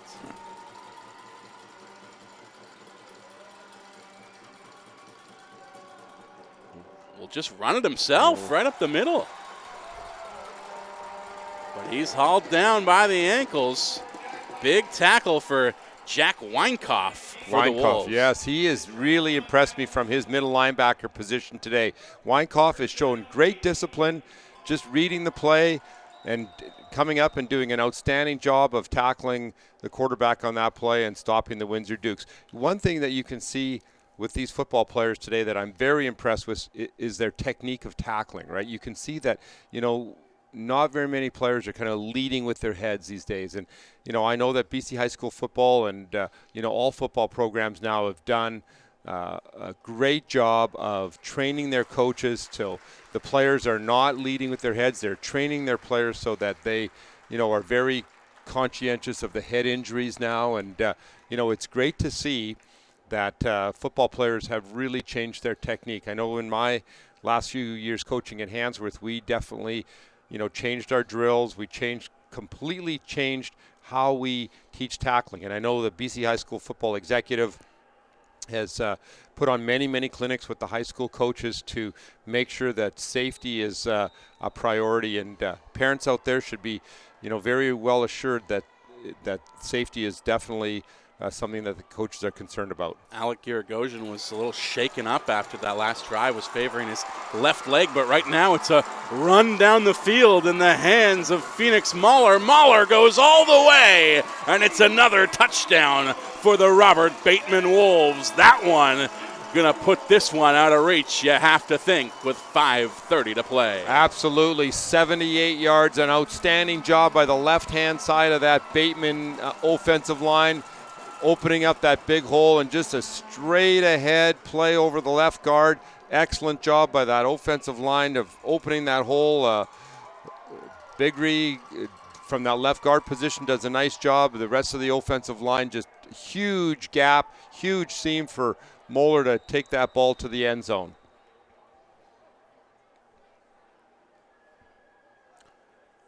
Tough situation now for the Dukes, as they may have lost their quarterback on that last drive as well, the way he went off the field. But we'll see what they come back with after this point after attempt. is right through the uprights.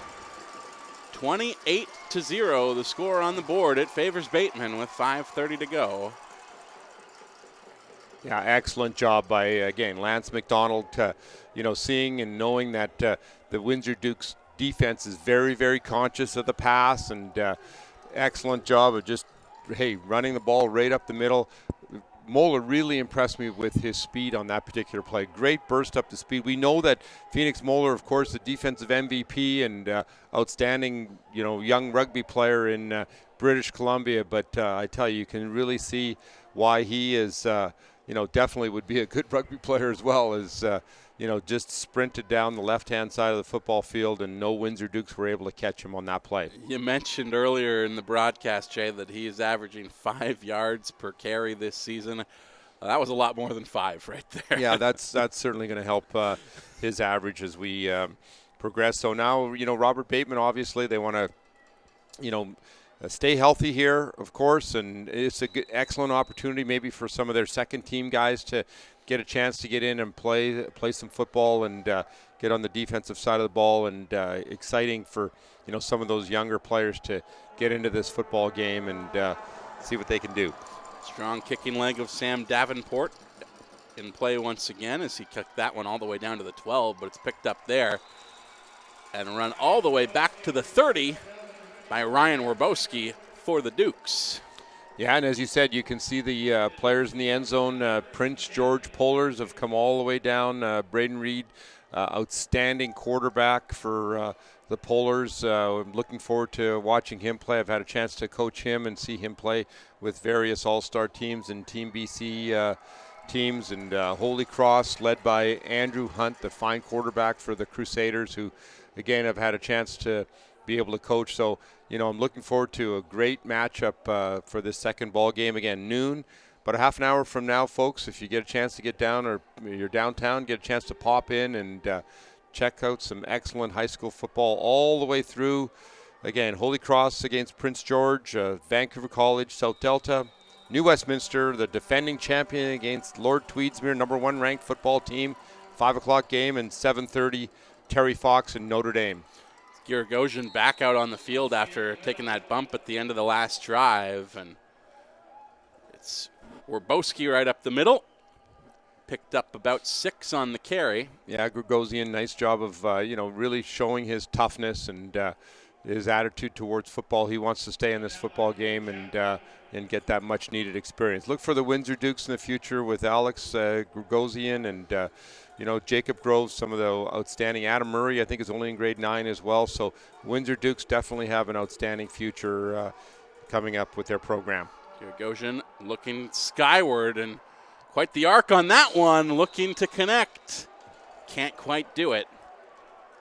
I believe that was Terrell Snow along the sidelines. Looks like there's going to be a flag out there, though. We could possibly have a pass interference call. It's going to bring up a first down for the Windsor Dukes if they do, in fact, call. Let's maybe face guard had his right arm up over the receiver's face there. So it looks like it's going to be a pass interference call against the Wolves, and going to bring up a first down for the Dukes. Is kind of winding down here, but let's see if the Dukes can get something going here, at least get on the scoreboard.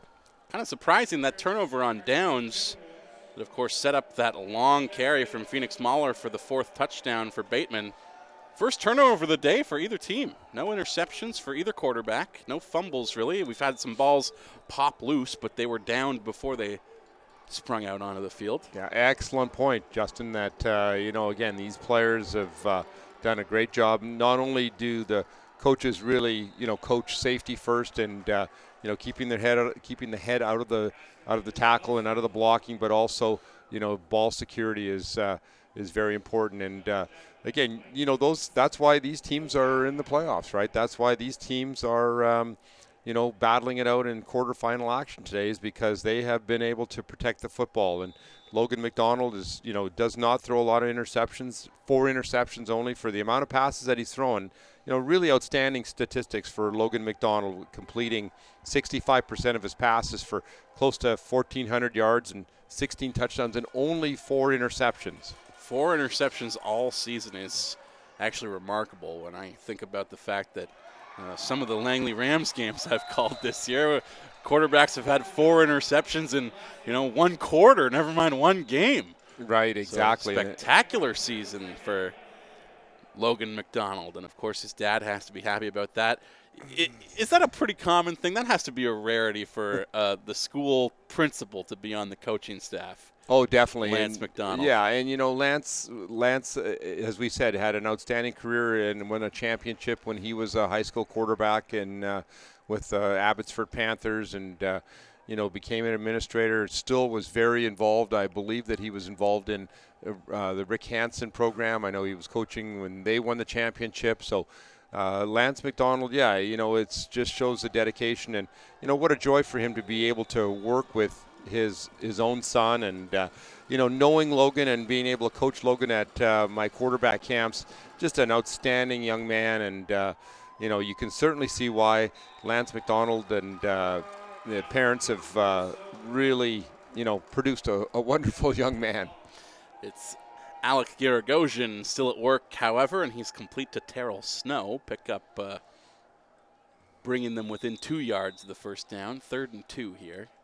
And we are going to try to check out and see if we can get a Langley Rams score. Folks, if you do have that score out there, can you maybe send it to us? We do have Langley Rams have posted something. Beautiful blue sky in cold Saskatoon. We don't have an update, so let's go to a different social media outlet and see if Twitter's going to tell us if there is a score in that junior football game. So again, lots of great football happening out there, and lots of community football out there as well. There's some big playoff games, big championships. I know that in Kamloops they are hosting some championships this weekend. So get out there and watch some high school football, watch some football, and of course we've got the CFL games tomorrow, which should be excellent football games with Calgary and Winnipeg and Hamilton in Ottawa, and they're all getting ready for the Grey Cup next week. So football season is winding down. 4 more quarterfinal games under the dome still to come here today as well. So it's not just football action right across the province, right across the country. We got plenty on deck just right here in this building. We're glad to have you with us. Justin Morissette and Jay Prepchuk. It's the 2018 Subway Bowl as Alec Garagosian once again looking to the sky.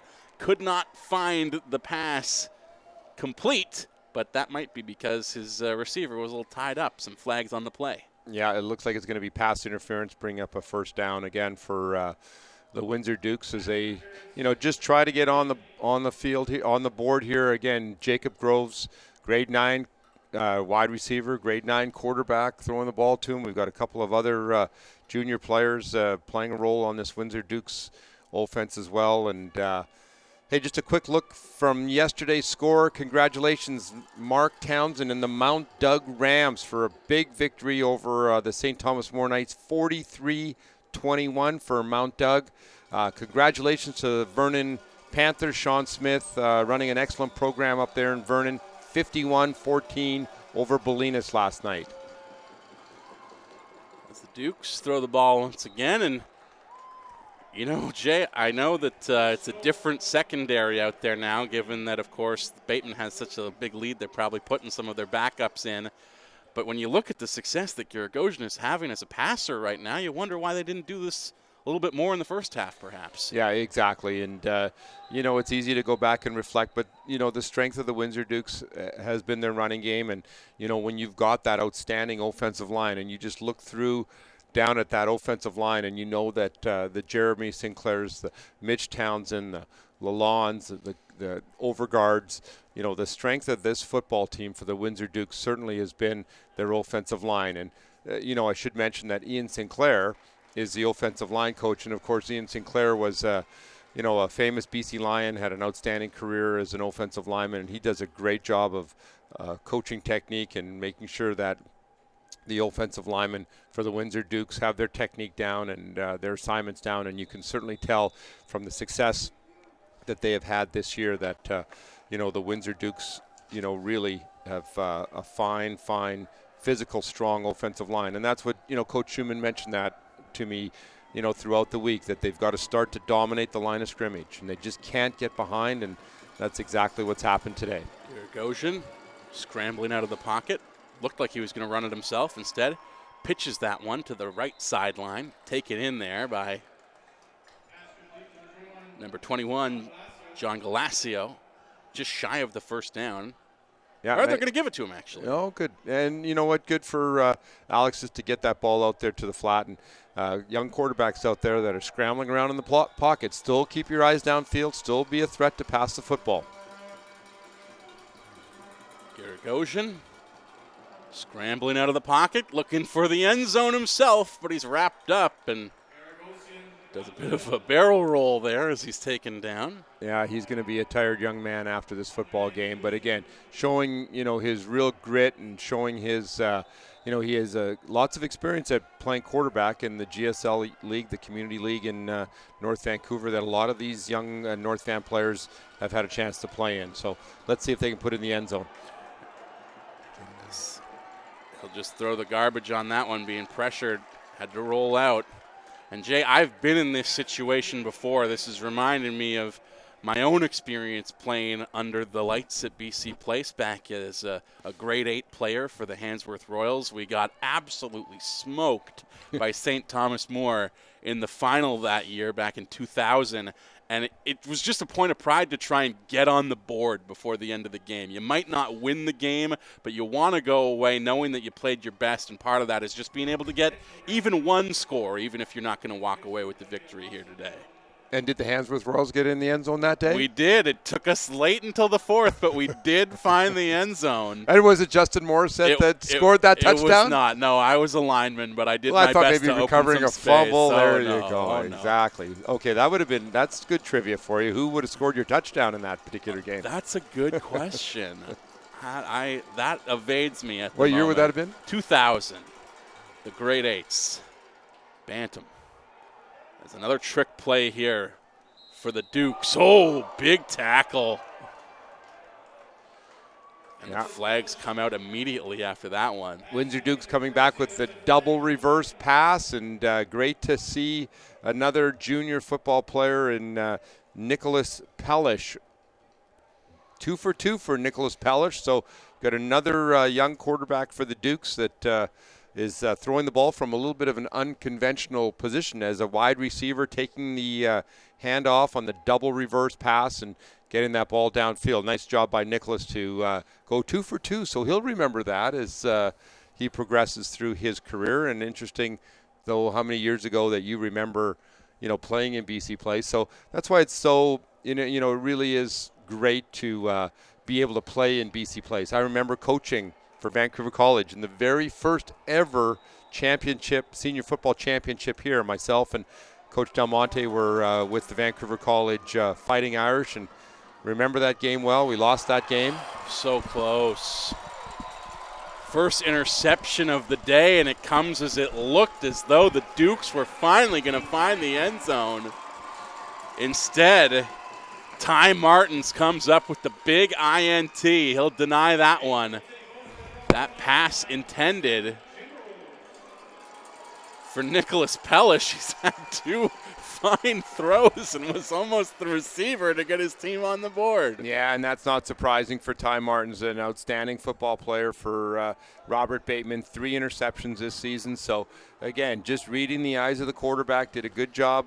Windsor Dukes trying to hit the receiver on a little crossing route, and nice job by Martins to pick that football off. Like you said, though, that's pretty good. You go through 4 quarters of football, and only 1 turnover is really, you have to really commend both these football teams for, protecting the football today. Comes with about 1:20 to go in the fourth quarter. The first turnover of the day that's not on downs anyways. As we do have a score update here from the Canadian Bowl. Of course, the Saskatoon Hilltops playing host to the Langley Rams. 1 quarter in the books in Saskatoon, and it's the Hilltops who lead the Rams by a 9-0 score. So we'll keep our eye on that as the day rolls along. Of course, a lot of interested parties out west keeping their eyes on that score. as the day rolls on. Yeah, exactly. So again, that let's just see if the Rams can. That's a big feat, of course. Obviously traveling to Saskatoon. It's going to be very cold back there. Well, we know that it is cold. We've seen, of course, clips from Saskatoon. So big game. Come on, Langley Rams. Let's go. We're all cheering for you in BC. In the meantime, the clock ticks down in this one, and it's the Robert Bateman Wolves who are going to walk away from the quarterfinals into the semis next weekend. A big 28-0 performance here in the quarters, and my goodness, what a performance from the quarterback, as Logan McDonald just had all kinds of success this morning, whether he was looking, of course, to Ty Martins or Ryan Stuhar or Sam Davenport.